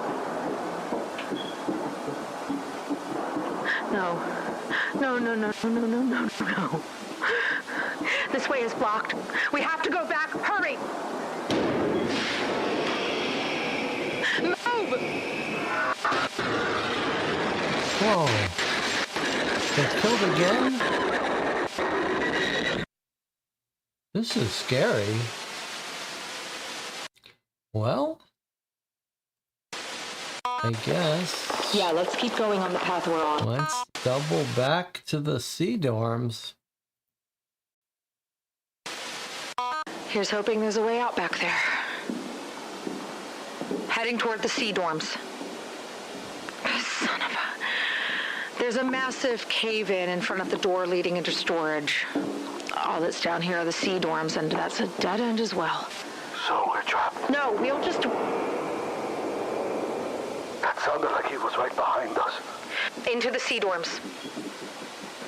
There's some monster here. Oh, thank God. And there's a tunnel in here. Oh, they found We're the not tunnel. trapped. Jordan, there's so many bodies. I know, Salvador, I know. Keep moving. Get into the tunnel. Don't think about it.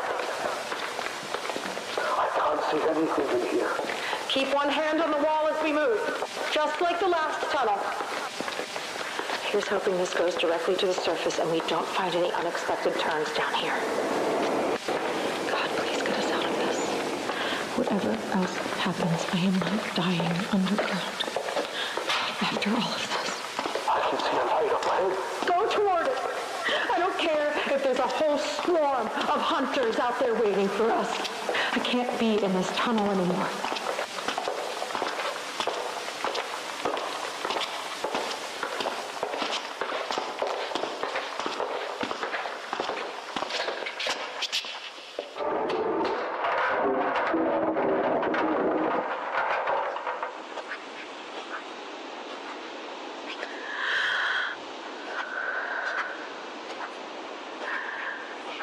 We made it. Some of us. They made Yeah. it out. Some of us. 117? Thank you. We're going to put a little distance between ourselves and this place. In the meantime, see if you can figure out where Theo might have gone. I'm not letting him Oh, escape she wants justice again. revenge on Theo. Call me back at 479er659er when you're ready. Jordan out.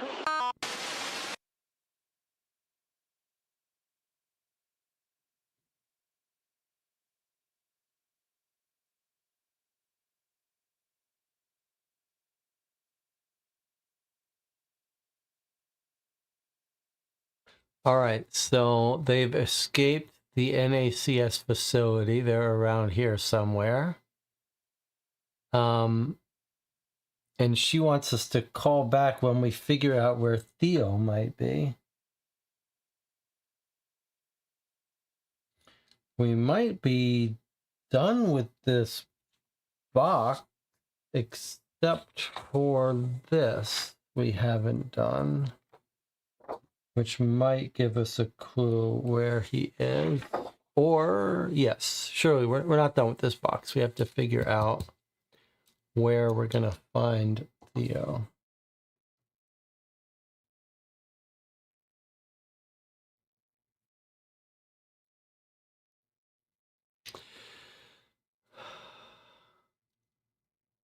All right, so we made it out. That was pretty thematic. You like my mini map? Well, the map that comes with the game is it's a pretty neat idea. They give you these stickers so you can persist on the map where the corrupted lands are and everything. It's a little big for this table. And so I prepared this with only a minimal amount of screaming at the top of my lungs at Photoshop, which I find the most frustrating program I've ever used in my life. The most unintuitive program. Although people clearly know how to use it well, it makes me furious every time I try to use Photoshop. All right, but where has Theo gone? That is the question. Let us see if this gives us any clues, because here we've found some notes of his.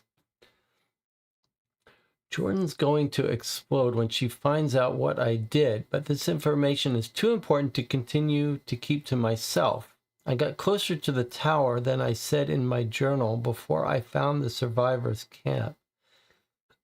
I know I could have died. No one would know where I was. I wanted to help. Wait, is this Jeremy? Or is this Theo? Who is this? Whose notes are these?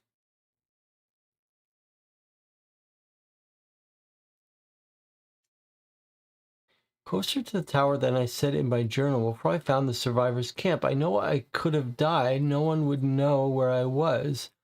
I wanted to help. I'm faster than Salvador and smaller than Madeline. I've hid in trees from hunters and I've survived it all.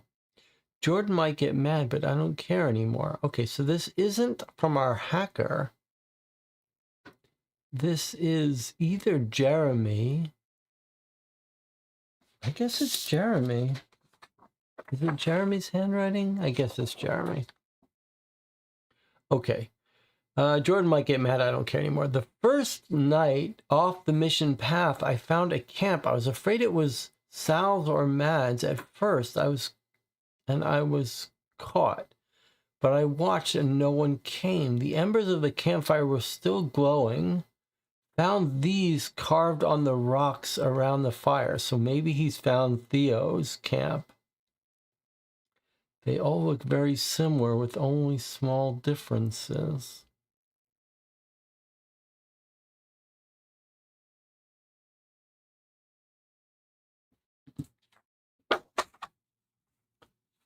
We're not used to Jeremy, right? I guess Jeremy is an artist, so it just feels like his IQ has gone up.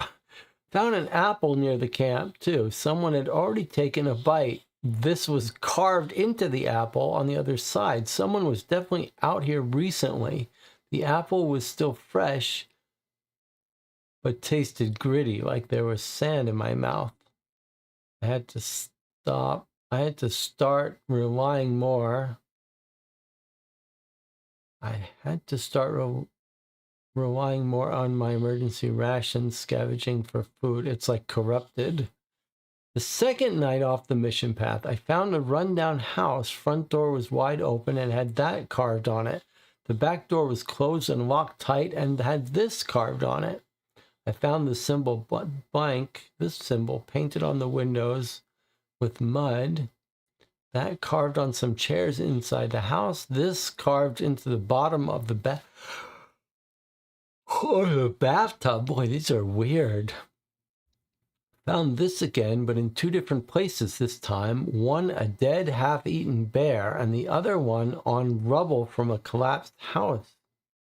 I found a little while later. As I continued toward the tower, I observed a few more things. The trees have more carvings than before. This one was found on a tree several times. Each time, the carving looked more formed, like someone was practicing it. Is this Theo practicing to talk to the aliens? These symbols were appearing more and more frequently. It was creepy, like I was getting closer to something.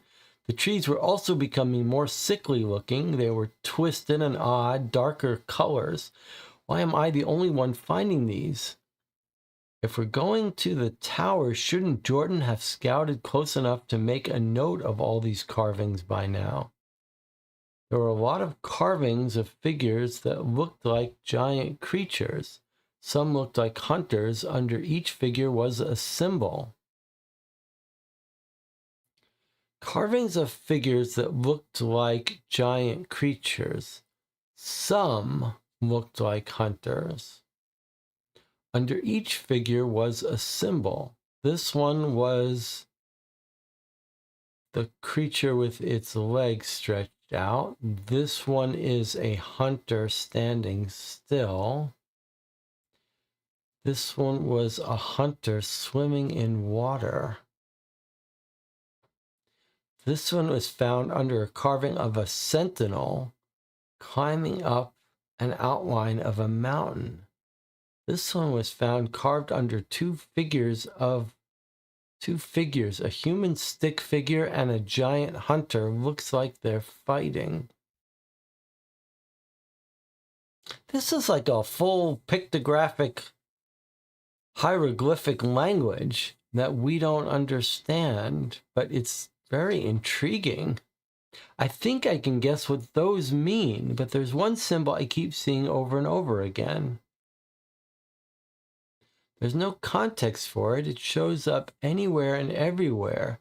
The closer to the tower I get, the more I see it.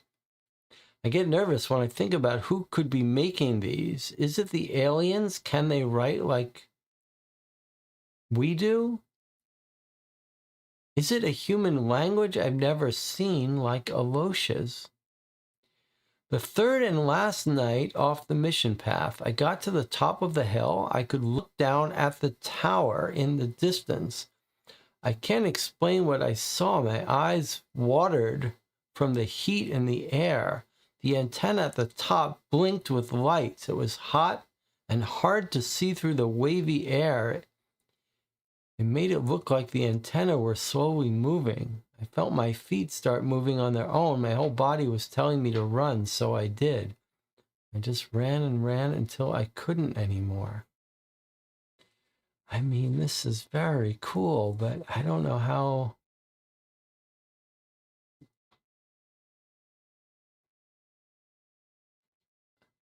like a language here. I mean, look, this one, two figures, human, and like here it is here, and here it is upside down. And here is this one.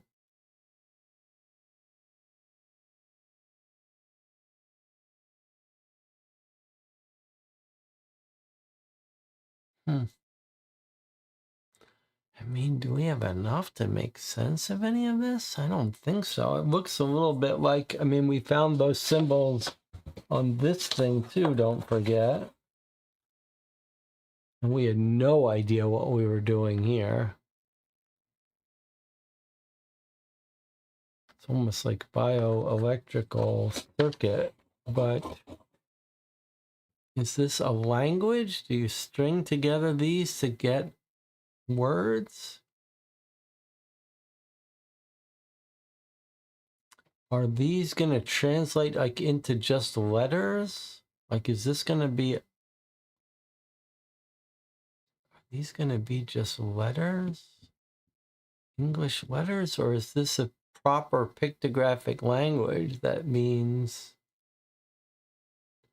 that one of these is... does this mean hunter? And this means... this is hunter, and then this is hunter swimming in water. I wonder if...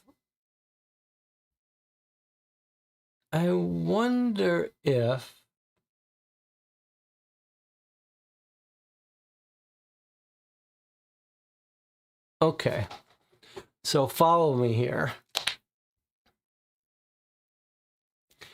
Is it possible that the information we're trying to learn from this alien language has mostly to do with navigation on the map? And that the bathtub is water. This is in the bathtub. This is the hunter swimming in water.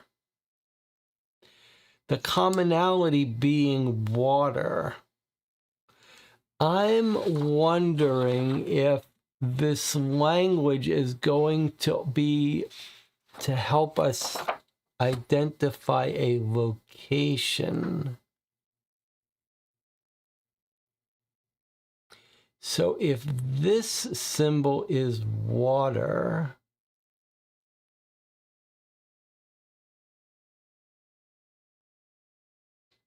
and this is related to mountain,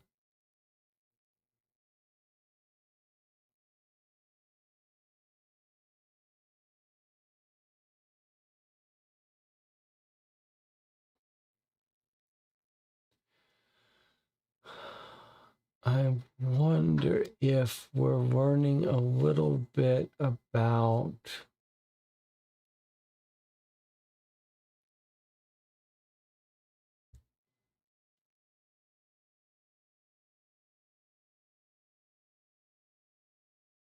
could we take this as sort of directions or description of a location based on what's near what?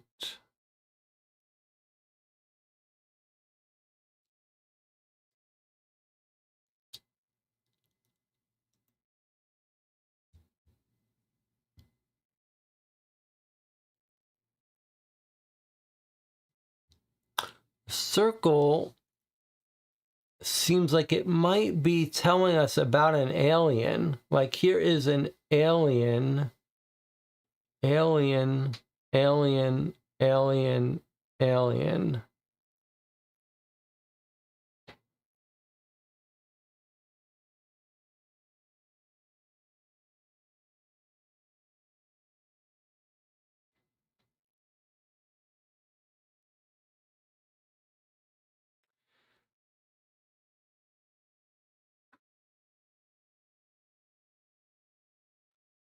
So if I was trying to guess about what we know, feels like this. These are the aliens. And then maybe, what was the difference? Here is where was the bathtub one? This is in the bottom of a bathtub. This is a hunter swimming. I'm not sure, but this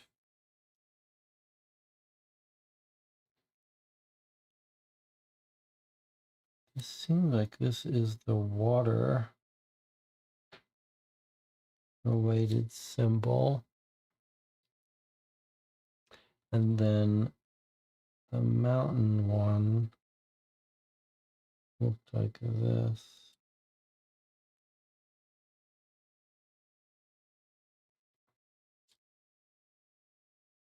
If this theory is basically right, then what we should be looking for is a symbol meaning trees, right? Like that would be the other piece of landscape. But this is carved on a tree.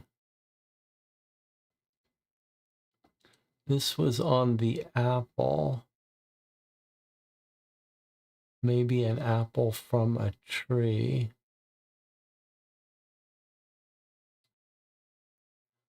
Rundown house, front door was wide open, had this carved on it. Back door had this carved on it. I wonder if these are doors. Windows. Just write down things that we might have symbols for.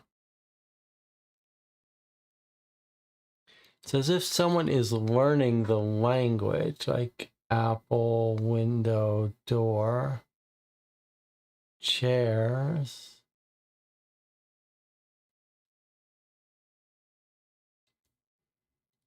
Look at this, though. This was carved onto some chairs, but this is the hunter standing still, is the same symbol that was carved onto the chairs. It's kind of weird. This is in two places, a half-eaten bear and rubble.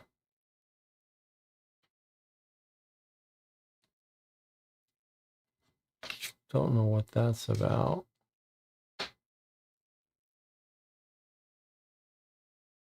Then we got this complicated one. Someone's practicing it. Symbols. And then I can guess what those mean. And then he says, I keep seeing this over and over again. What is that, I wonder? It almost looks like it's where an alien is patrolling. Like if our circle is an alien, and he's patrolling. But there's no context for it. It shows up everywhere. Closer to the tower, the more I see it.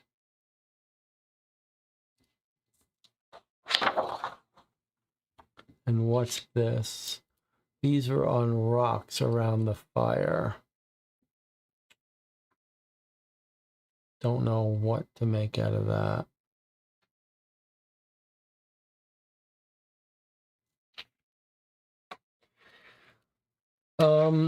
I guess we should call Jordan and see if she has any guidance for us. She said call us, try to locate the hacker and then call her. But I'm not sure we know how to locate him, but maybe if we call her, she'll give us some guidance.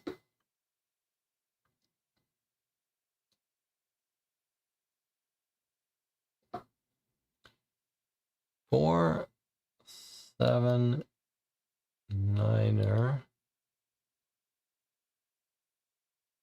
6, 5, 9.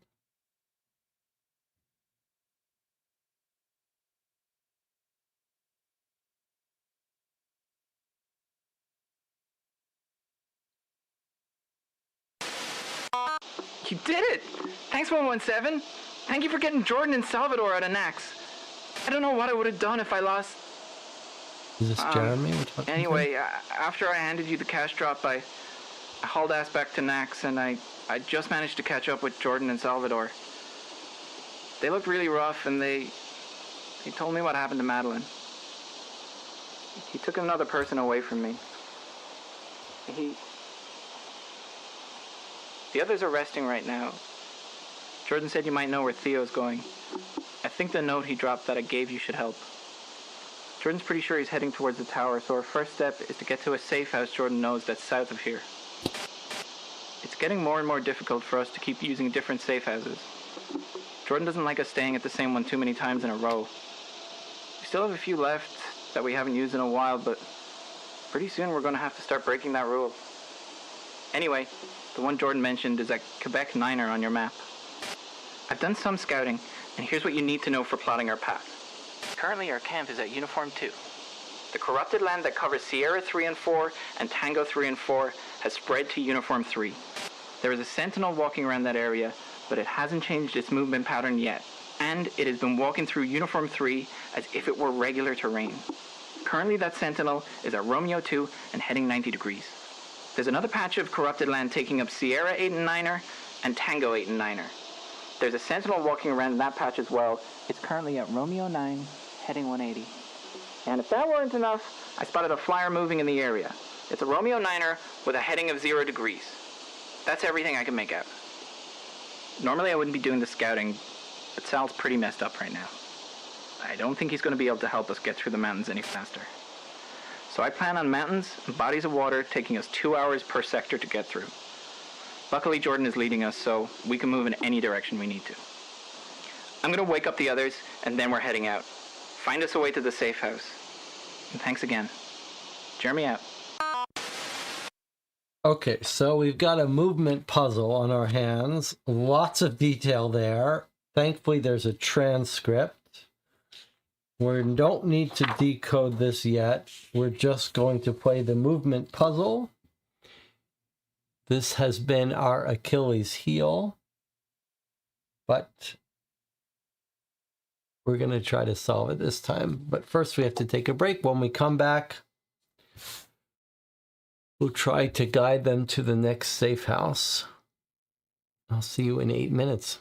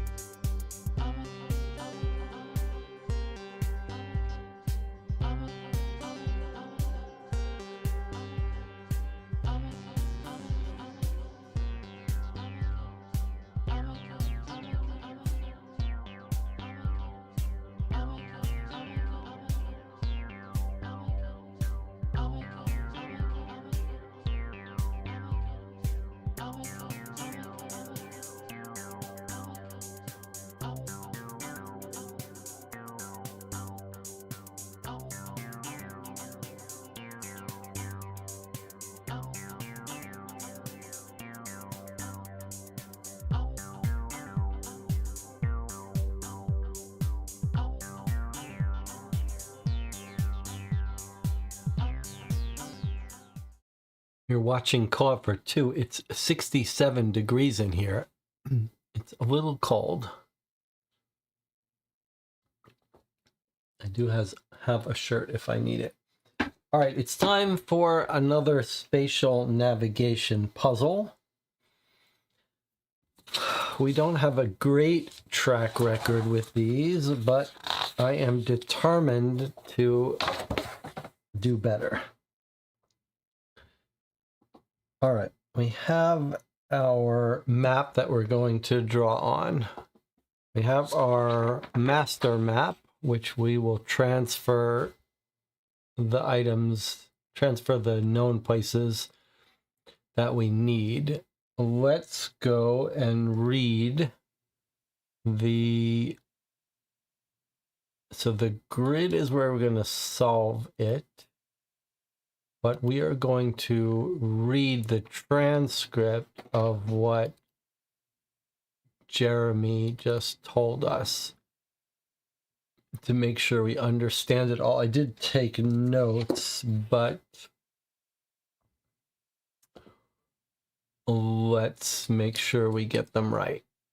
Okay, so we're going to have to navigate, he says.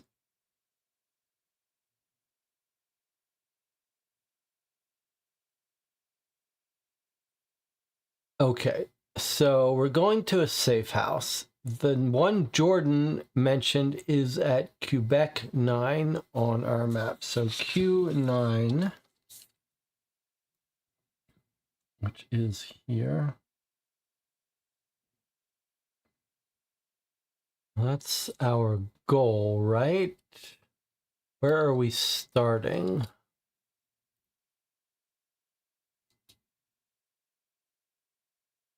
I wrote down where we're starting. Starting at U2. I'm sure that's mentioned somewhere. I'll just draw it in for now. U2. Oh, well, U2 is NACS. No, T2 is NACS. And U2 is where they came out. So NACS is here. Maybe I'll just mark that since I'm not sure we're allowed to go into there.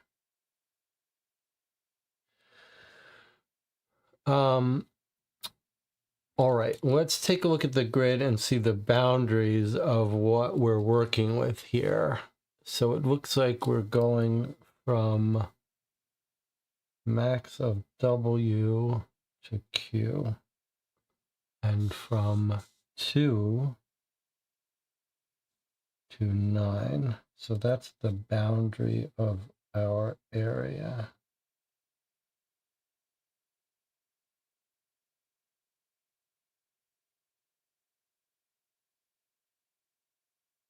Oops.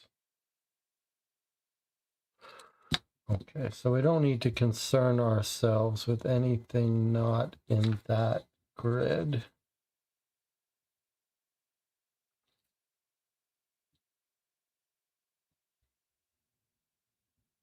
All right. Now going back to Jeremy. Here's what you need to know. Our camp's at Uniform 2. There we go.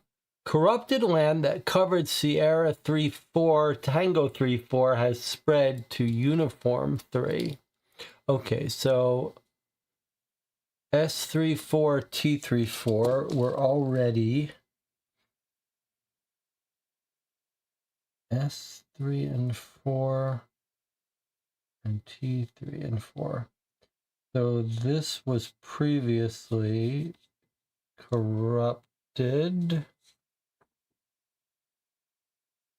I don't remember that being previously corrupted, but okay. Spread to Uniform 3. Okay, so right in front of us there is also now corrupted. Uniform 3. There's a sentinel walking around that area. It hasn't changed its movement pattern yet, but it has been walking through Uniform 3 as if it were regular terrain. Currently, it's at Romeo 2, headed 90 degrees, so east. So it's at Romeo 2, headed this way. Okay, so what it sounded like they were saying is this guy is just patrolling this 4x4 cube. Even though this is corrupted, it's not perimeterizing around it. It's just going on this route. 1, 2, 3, 4, 5, 6, 7, 8, 9. That's its route. 1, 2, 3, 4, 5, 6, 7, 8, 9. Okay, that's our...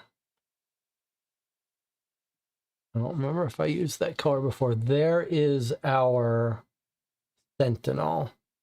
Remember, you can see 2 spaces orthogonally in all 4 directions.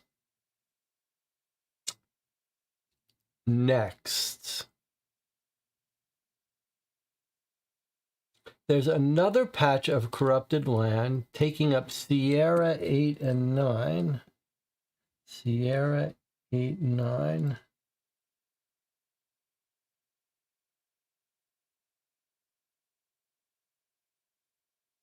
And Tango 8, 9. Okay. There's a Sentinel walking around that patch as well. Romeo 9 heading 180. Romeo 9 heading what? Not 180. Heading 180.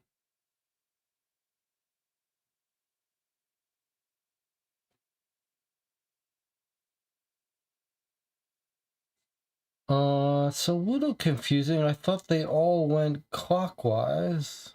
If he's heading 180, he would be heading down. Do they not all go clockwise?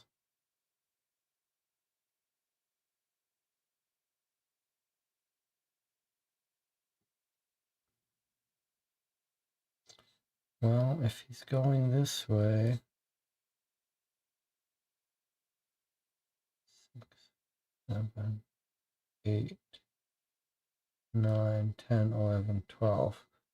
If he's headed 180, 0 is north. All right, well, I'm not 100% sure that I believe this. I thought they always went clockwise, but I could be wrong about that.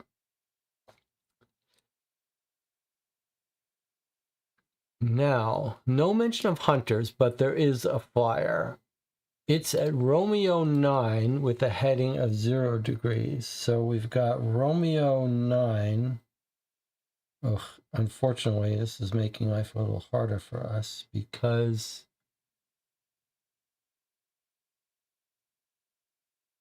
they're both at Romeo 9. The flyer is starting in the same location. Heading... Oh, flyer heading 0 degrees. That makes life a little bit easier for us because he's heading north. So he's going 1, 2, 3, 4, 5, 6, 7, 8. So we've got a... I think I used blue for the flyers before. All right, so we've got a blue, and then we've got Sentinel.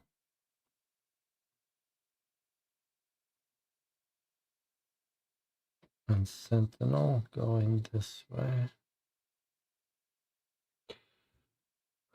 And that's everything.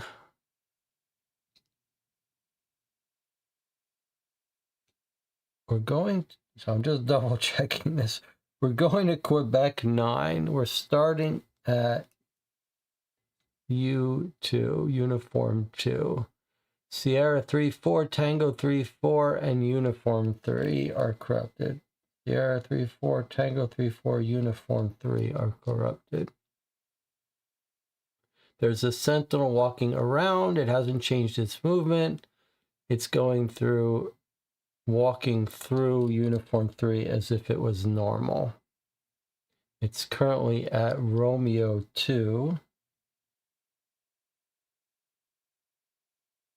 Headed 90 degrees. So it's going that way.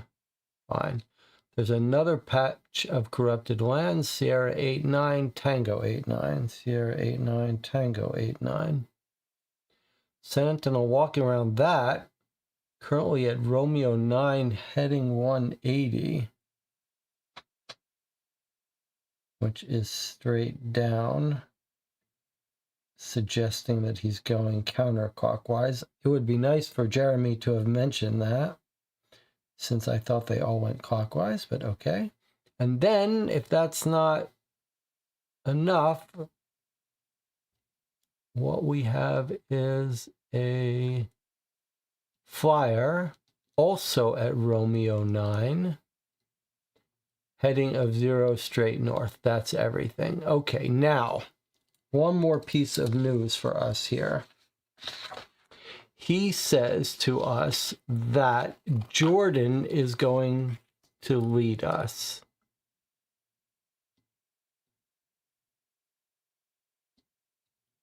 What does he say? Sal's messed up. So he says, because Sal's messed up, it's going to take us 2 for water and mountains. 2 for mountains. 2 hours to get through a mountain and 2 hours to get through water. Even though it doesn't look like there's any water we're going to be messing with here. But there are mountains. Now, Jordan's going to lead us, so we get to go in any direction. So we can move diagonally. Okay, there we are. We've belabored this for quite a while. In fact, it would be nice to slide this up so I can move it down, although I need to be able to see it. All right, let's go to our grid. Let's do this. There is us. Okay, there's our starting location. All right, so we can move diagonally. We can't, it seems clear that we should go here. Who are we going to watch out? What do we have to worry about here? It looks like the most person we're going to have to worry about is this guy. The flyer, we should just be able to skirt around. So I'm going to send us here as our first move. And then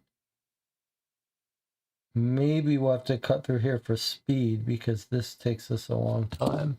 All right, so let's start ourselves out. We're starting out at U2. Okay, our first move is going to be diagonally down like that. And this guy moves here. The flyer moves up.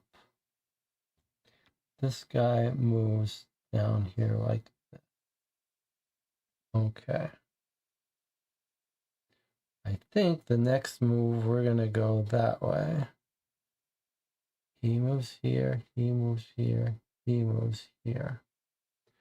So let's just walk through this. If we fail the first time, maybe we'll be more careful. Now, the flyer is what got us last time. The flyer sees 2 in a radius. So we just can't go anywhere. We got to stay outside this guy's boundary for a bit. So we go straight down. This guy goes here and turns. The flyer goes up. The sentinel goes here. We've got to keep on his outside of his boundary here. So let's see, I went down. Okay, here we are now at 5. Okay, so we're going to have to go down again. We can't go left yet. So I'm going to go down again. This guy walks through here. This guy goes here. This guy goes here and turns. Although he doesn't actually have to turn.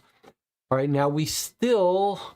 Can we diagonally go here?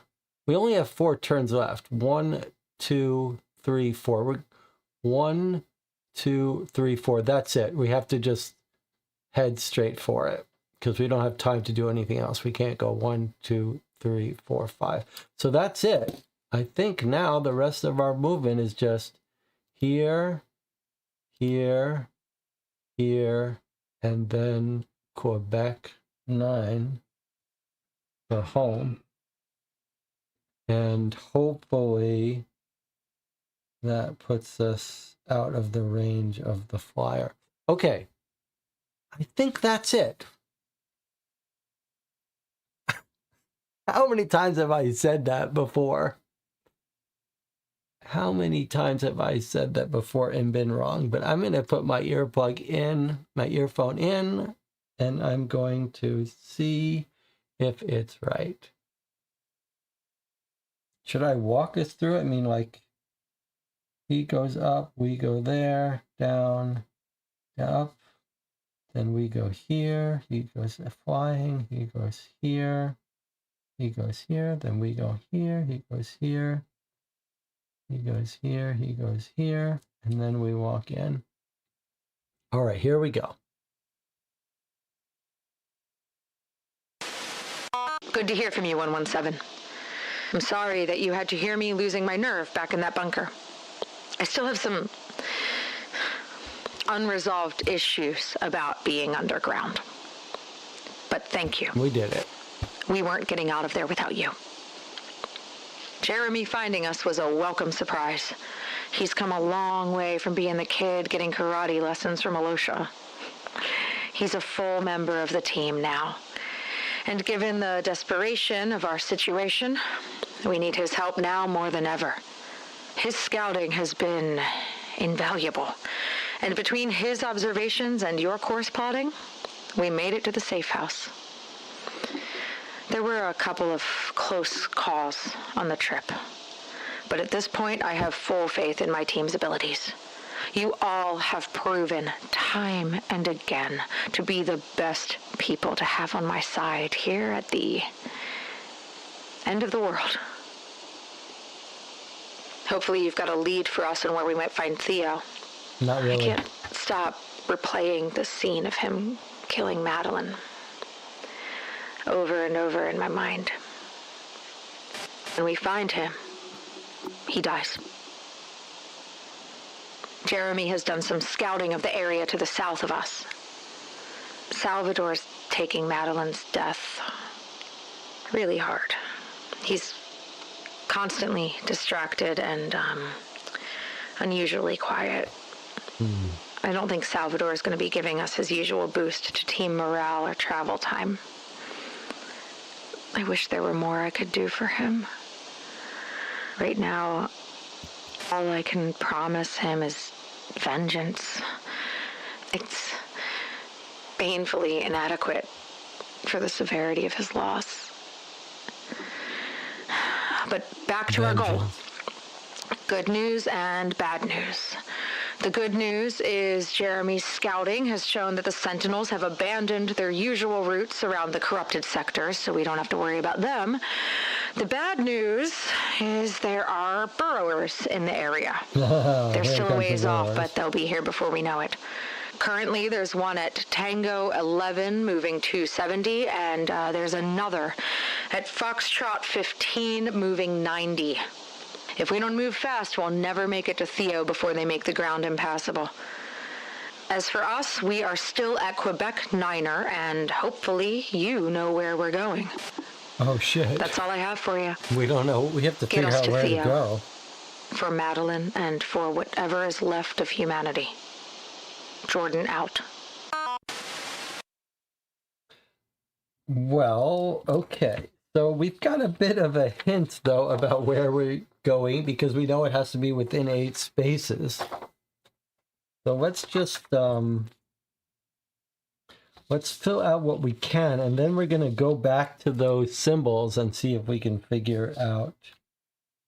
So let's go to the grid. We have to, once we go to the dock, we won't be able to come back to the grid, but that's okay. Okay, so the grid is going as far as O to U, and 9 to 16. 9 to 16, O to U.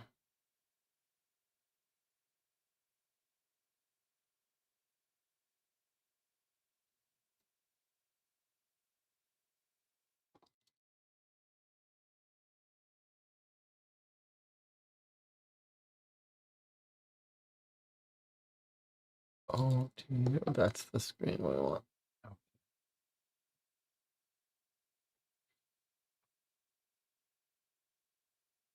Okay, so there's the boundary of our area.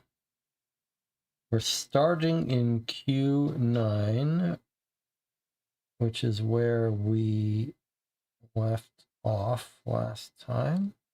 We don't know our goal yet, but we know as a little hint that it's going to be within 9 spaces. Now, the corrupted areas are still there. They were at S and T 9, so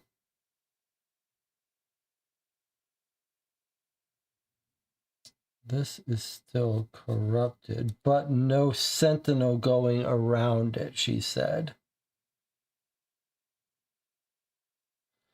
And she seemed to suggest that there's no more corrupted land, but I don't think that's true, actually. I think we've still got the corrupted land from our master map.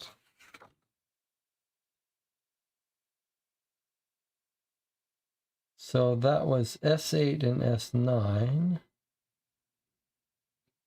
But also at V, I guess these are off the map. V10, we have something that's off the map here we don't care about. But we do have a corrupted area here.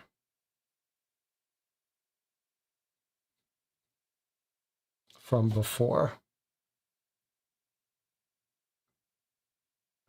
If I had to guess, I'd guess that they'd make a puzzle that depended on us remembering that.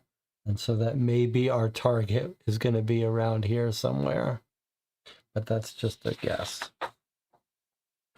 All right, now, she said a burrow was spotted at T11 here, headed 270. So it just makes a straight path, but when it goes underground, it goes faster. And then one at F15, all the way over here.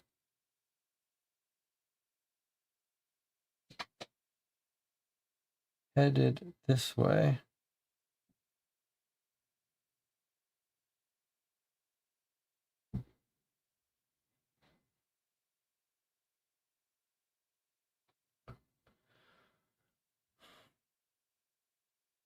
Okay, let's use these for the burrowers. No sign of any hunters.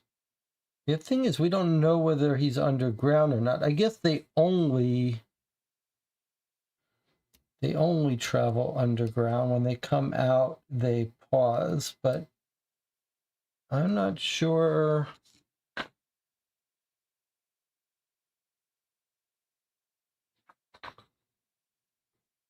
F18.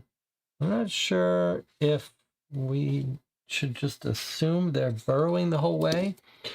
Let us go to her transcript to make sure we understand everything, since we're being ultra careful here.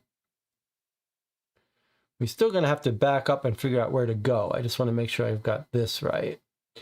All right, so she says, you have to figure out where to go. We started at the same place in our safe house. Now, she says, sentinels are gone.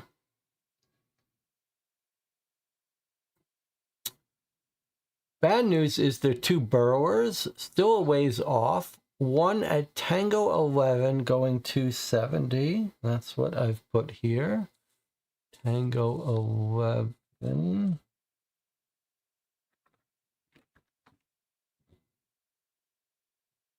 There, Tango 11. Heading 270. And another one at Foxtrot 15, which is here. No.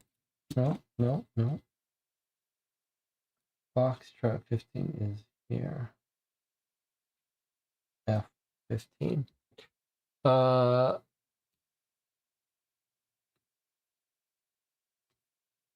Moving 90 degrees, which is dead east. Remember, they go at 2 per. Still Jordan leading us. That means it takes us 2 hours to get through a mountain, but she can move diagonally. All right, so we're going to put this to the side for a moment while we try to figure out where in here Theo is hiding, where his camp is, which we don't know.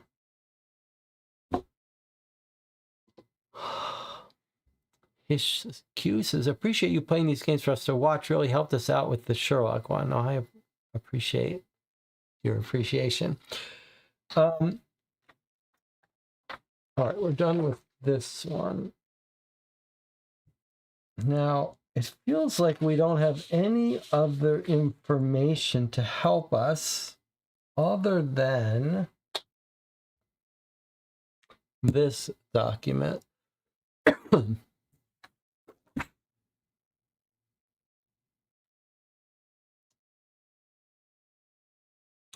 This document from Jeremy. But that's not quite true, is it? Because there was one more document today that we put on our to-do list and put off. And it was here. It was this message. Return to Patricia with the octagon.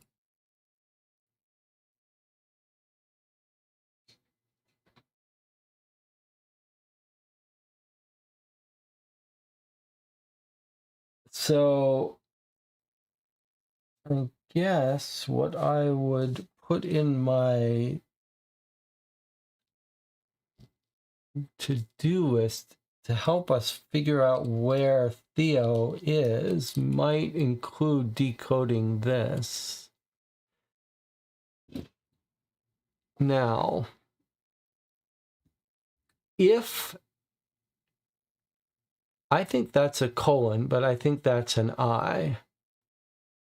If we're curious about if this is a Caesar cipher, then the only thing that this could be really is an A. So let's just see if it's a Caesar cipher with an I turned into an A.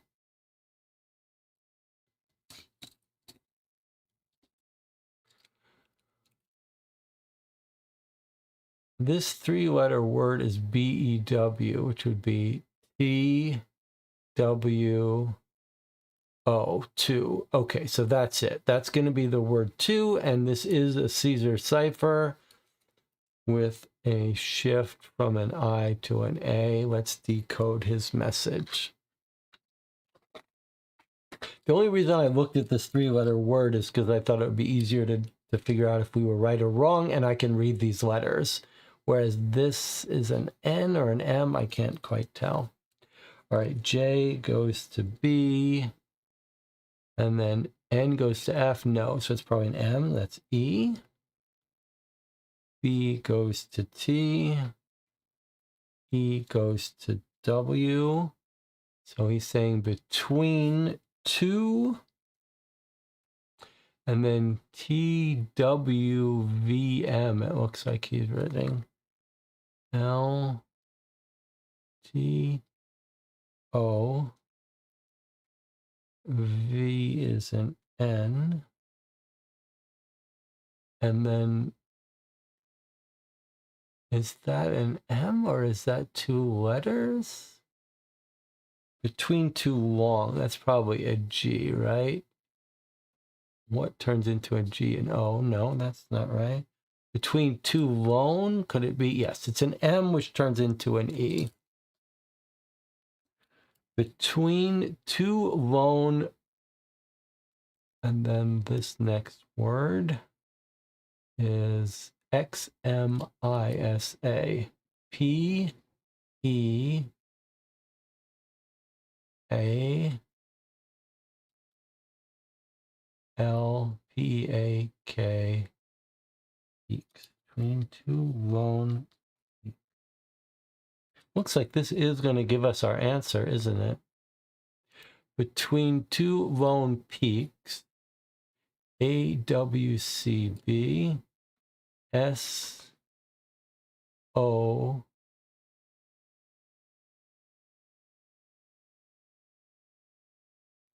U, T, south. Two lone peaks, SOUTH. This is going to be west, WEST, southwest. This is going to say of, no doubt.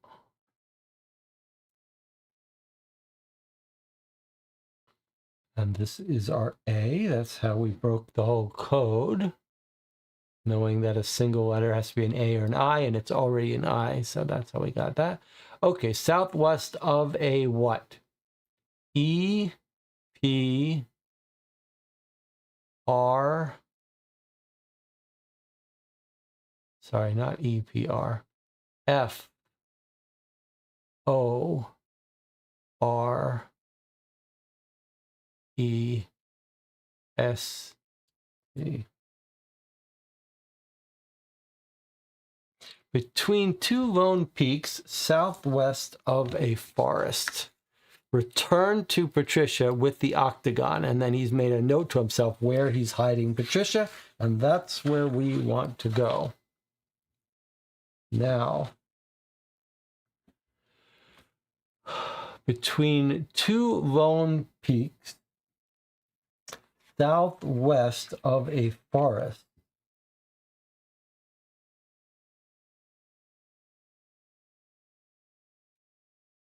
Southwest of a forest.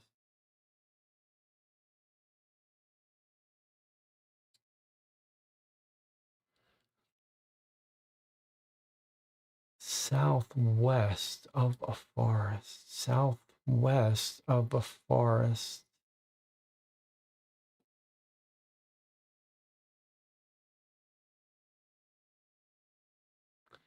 Between two lone peaks, southwest of a forest. I mean, these are two lone peaks. They look like they're southeast of a forest. Did I rush that southwest part?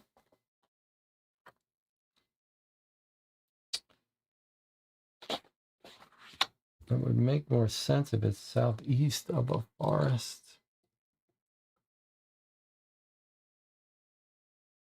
SOUTH.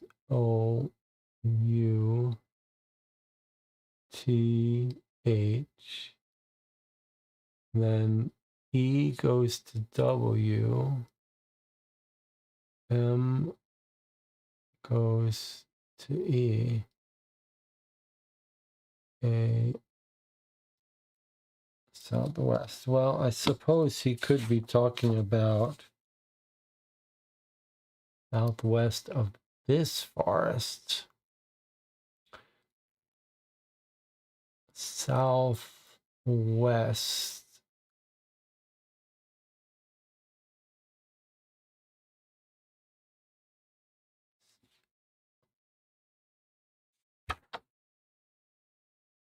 I mean, surely it's here, right? But can we even get here in 8? 1, 2, 3, 4, 5, 6, 7. Yes, we can. Between two lone peaks. I mean, surely this is the only place between two lone peaks. Surely that's it. It just feels weird that it says southwest of a forest. We are definitely south of a forest, but it feels like we are southeast, north, south, west, east. Feels like we are southeast of a forest. Any thoughts?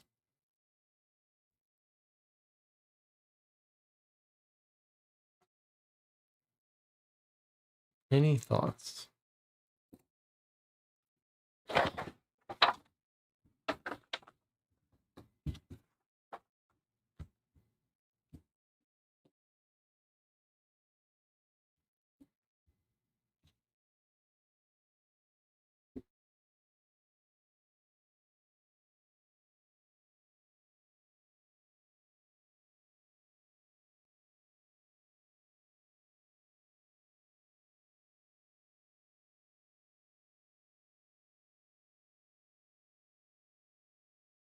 The question we're trying to answer is this our goal? Between two lone peaks, southwest of a forest. I mean, I suppose you could be talking about this forest southwest of. It's just a very weird thing.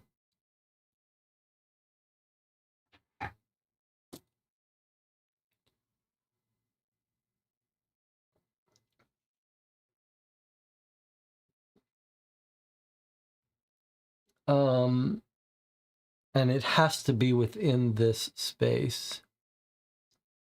Just between the peaks would be southwest, that little bit of forest up and to the right. You are trying to say, like, he's not talking about a larger forest, he's just talking about a square that has forest.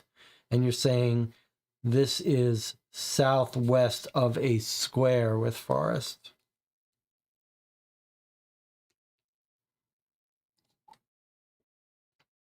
That's a reasonable interpretation. Two lone peaks. Okay, so it is pretty cool that this, which we delayed but anticipated might be giving us information, did give us the information. All right, well, this looks reasonably easy. We just have to make sure we don't get caught by the burrow, trying to walk over the burrower's path. That might mean that we have to dip down first rather than try to go the quickest route, because the burrower could go under us. If we tried to go here, in that time, this guy goes 2 and 2, so we would be walking over his burrow and getting ourselves killed. So I think what we have to do is go down.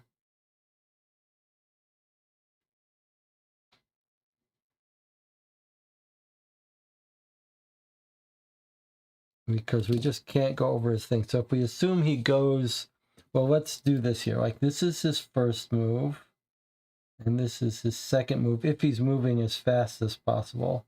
And this guy, this would be his first turn, second turn, third turn, fourth turn, fifth turn, sixth turn, 7, 8, and so on.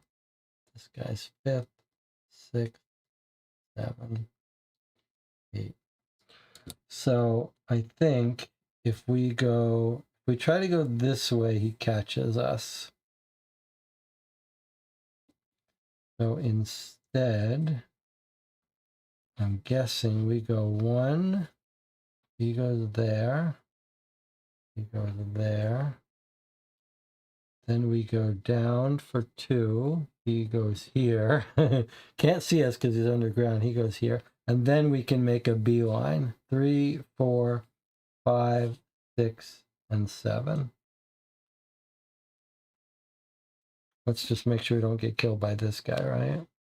So that's move 2. So then I claim, let's go ahead to the grid and do it. So we're starting at Quebec 9. We're going down 2. Then we are quickly cutting across to beat out this burrower down here. So we go here. This guy goes here. This guy goes here. Then we go here. This guy goes off. We don't care anymore. But this guy we got to beat out. We go here. He goes here. He goes here. We go here. He goes here. He goes here. He's right on top of us. But we make it in as he goes right by us. Although you could argue that on our 5th turn, 1, 2, 3, 4, 5.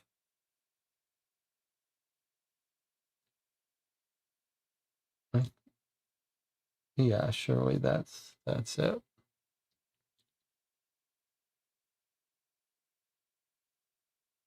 And then S16. And we're in while he goes here. Now we have a spare turn, so you could argue that he'll clobber us as we try to walk by him.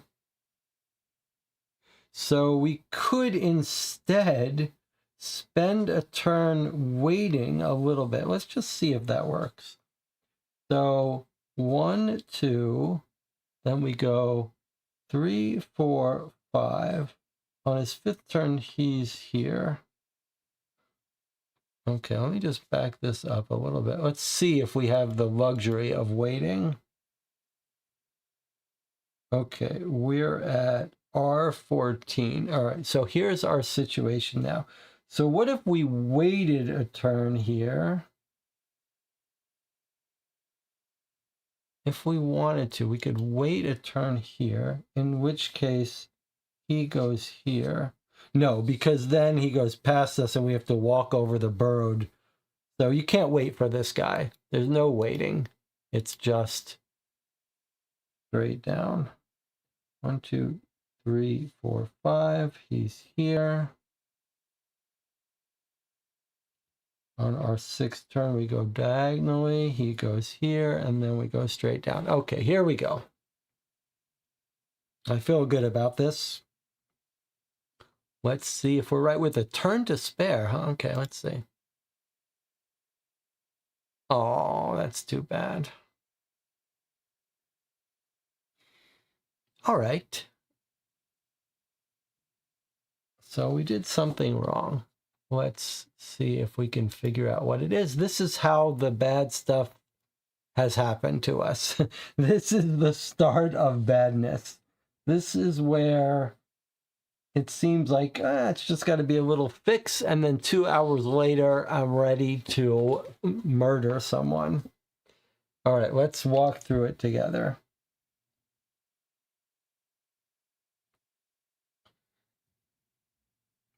We've got to get ahead of this guy. So I said we start at, oh, wait a minute. Yeah, O. Yeah, 09. 09? That's not right. That's our problem. We're not at 09. We're at Q9. We're here. Aha. Okay. That's what we did wrong. We're at Q9. Thank you for... Okay, we're at Q9. All right, well, that changes things. It just makes them more interesting. Now we have to skirt to the left of him, I think, and carve out around him. So now everything looks basically the same. It's just he goes here, we go here. Then he goes here, and we go here. And then we make a beeline rather than going straight down. Okay, let's try that without actually routing it all. So basically, this was our plot. All right, let's walk through it. It's a close call here. I guess we could try to go around him this way too. Let me just see if we have time for that. 1, 2. I don't know if we're allowed to go here. 3, 4, 5, 6, 7, 8. We might have time to go around him, depending on whether he burrows here or not. So if he doesn't count this as his burrow, but this is his start spot, so I assume he's burrowed here. If he's burrowed here, we can't go around him. 1, 2, 3, 4, 5, 6, 7, 8, 9. Can we? 2, 3, 4, 5, 6, 7, 8, 9. I don't know if this guy would kill us by then. Let me try our old route. If this doesn't work, maybe we'll go the other way, because the only question is whether this tight corner here can be done. So we go here, he goes here, he goes here. Then we go here, he goes here, he goes here. Then we quickly dodge out from him, and he goes here. He's under us, so I think we're okay. And he goes here. Then we go here, he goes here, he goes here. We go here, he goes here, he goes here, we go here, he goes here, we go down. Okay, and then the only thing, doesn't matter, but I think I need to fix these numbers.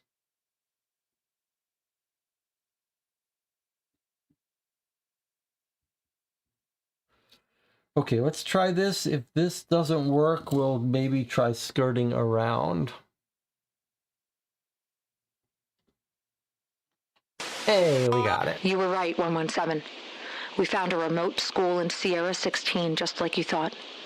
There's one light on inside near the front of the building and a scattering of footprints around the exterior. Someone's in there. If it's Theo, he's getting put down. I'm going to leave the comm on. Down. You deserve to hear how this plays out. What's the plan, Jordan? I'm going right in the front door. The time for subtlety is past. Salvador, you're with me. I want the number advantage in case things go sideways. Jeremy, you head around back. Make sure he doesn't make a run for it. If he does somehow get past Salvador and me, can you stop him? Absolutely. Good man. Salvador, you ready? Yes. Move out. Make no noise. I don't want this piece of trash know what's about to hit him.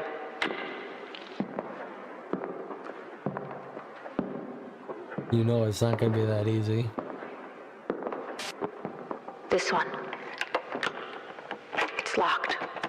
I've got it.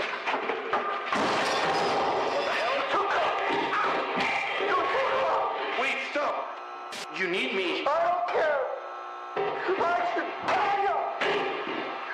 Right here. In the dark. What? Were you? Go on. Jordan! You're reasonable. You can't do this alone. I'm not alone. You know what I mean. Oh, I have the information you need. If you're going to take down the tower, I can help. We're done with your help. Then you've damned humanity. Without me, the human race doesn't survive this. I'm willing to take that chance. You always were a fool. Salvador, pull him to his feet so he can die with more dignity than he ever had in life. So this is what the great Jordan Kim has been reduced to, a common executioner. This isn't the end. You are merely freeing me from the burden of flesh. I've done things you can't even imagine. Even in death. Holy shit! I thought I told you to wait around back. I heard yelling and I thought... It's fine. You wasted 2 bullets. Mozambique drill. I want to be sure he's dead. I should have done it. Is that what Madeline would have wanted? I don't know. Salvador, why don't you step outside and take a minute? Okay. Oh, she killed him. She shot him in the head. Jeremy, wait there a second. I'm going to get rid of Theo's body. I'm not wasting any more time looking at him. Rid of his body? Is that really your concern at this point? 117. Theo did something to his skin. It's covered in alien symbols. Whoa. He carved them into his own flesh. Shit. There's a massive one on his chest. It's kind of like the letter Z with a dot next to it.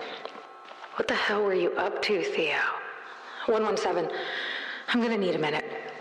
Call me back at 197448. Jordan out.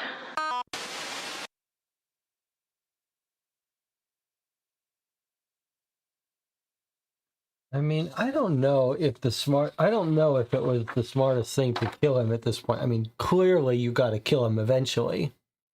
But maybe we just tie him up and get torture him a bit to get the secrets out of him, because he did have a point about the aliens, but you can't trust him at all. But I do wonder if we had him captured, maybe we should have gotten some information. All right, she said she needed a minute. So we have a minute to talk amongst ourselves before we call her back. Anna thinks she's going to come back as an alien.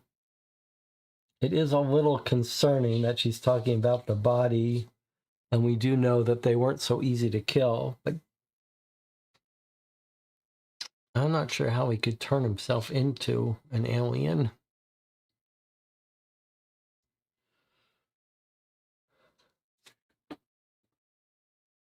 Will we have to decode those alien symbols at some point? All right, let's call her back.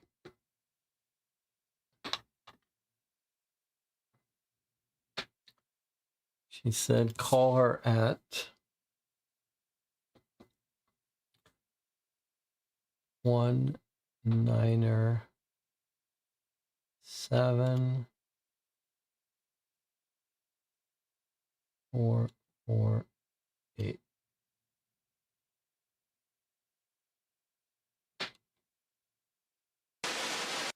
Welcome back, 117. We're just rummaging through Theo's stuff at the moment. Jordan, what is all this stuff? The electronics? I don't know. This looks far beyond what a school computer lab would have. I have no idea how he got all this additional equipment out here. It kind of looks like he was trying to build his own server room, like the one in Nax. Jeremy, help me look around. We need whatever it is that Patricia made. It looks like an octagonal circuit board. Did he take all this stuff from Max? I don't think so. First off, I don't recognize most of this stuff. Secondly, he locked Salvador and me in Patricia's server room, so he didn't take any of the equipment in there. I have a feeling he's been using this school lab as his hideout for a while now. What about his notes? I recognize some of the symbols he drew here. Great, let me take a look. Jeremy, where have you seen these symbols before? Out while I was scouting? You've seen these in the areas I've sent you to scout out. Well, not exactly. God, Theo was a sick individual. Here, Jeremy, you hold on to his notes. Come on, we still need to find that circuit board. There's the circuit board, right? Jordan, is this it? Perfect. All right, Jeremy, I need you to get that and Theo's notes back to 117. Take Salvador with you. He needs some time to recuperate. Wait, where are you going? To finish what we started. I'm going to take down the tower. Then I'm going with you. Listen, if we have any chance of succeeding, 117 needs that device. I'm going to take, hold on, this drive with Patricia on it to the tower. Together, we should be able to tell that tower to blow itself to hell. You're gonna have to fight your way past thousands of aliens. You can't go alone. Salvador's not right. You've seen him. If he came with me, he would be a danger to both of us, and I don't think he can make it back to base on his own. I need you to keep him safe. Besides, I can move faster and quieter if it's just me. If everything goes well, I'll be in and out without being noticed. Everything we've been through will be for nothing if you don't get this back to 117. Understand? Don't die. I wouldn't dare.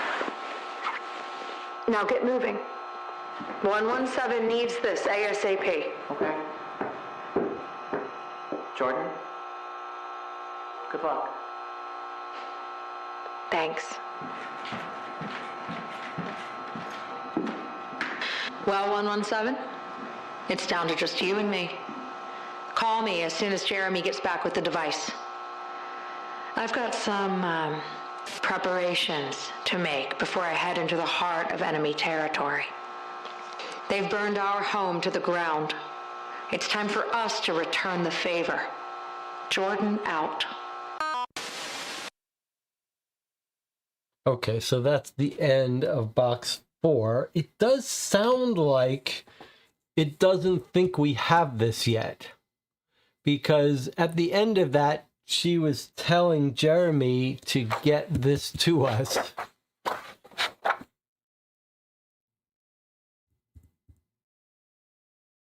I wonder if it just wasn't packed up, possibly wrong, but this says Jeremy's Alien Codex, which I think is probably this. Well, either they changed their mind about when we were going to get this. We didn't need it today. So I'm assuming this should have been in next week's box. Either it was, and it's just not number 4, and was repacked wrong since we're playing a used copy, or they changed their mind. And then I believe we got this.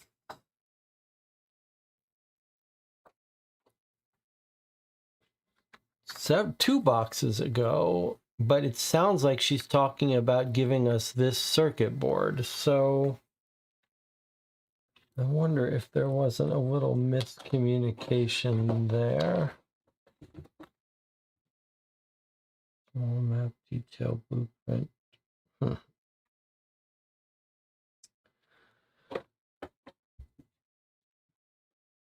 Okay, well, we have to make a decision now. We have 1 box left. We've been playing for 3 hours and 20 minutes. It is time for us to take a break. We've got a choice to make, though, whether to try to finish the last box now, tonight, or meet again tomorrow night to finish it. I know what the right answer is, but let's see what the chat says. What does the group feel like? Anna says we can finish this today. That's Anna's answer is always, let's finish it today. But that's partly because it's nice and bright daytime for Anna on Sunday day or Monday day. I think the smart thing to do, though, since we've had a pleasant experience here, probably we shouldn't try to play that last box now. We should probably save it where we have a nice fresh energy and to play it tomorrow and then can discuss it, etc. I think we've lost Jonathan Warner. Quit on a high note. Yeah, that's what I'm suggesting. Let's quit on a high note. The best box we've played so far in terms of our success at both the puzzles and the spatial thing. And then have a proper, nice perspective come into the final box able to take our time. Maybe, maybe the way I should ask it is, are there objections to us playing Monday evening at 10 p.m.? The last box will be the most difficult. I think it might take longer. NLZ1 says yes, then we have time to solve box 5 before watching the stream too. All right. It sounds like that's what we're going to do then.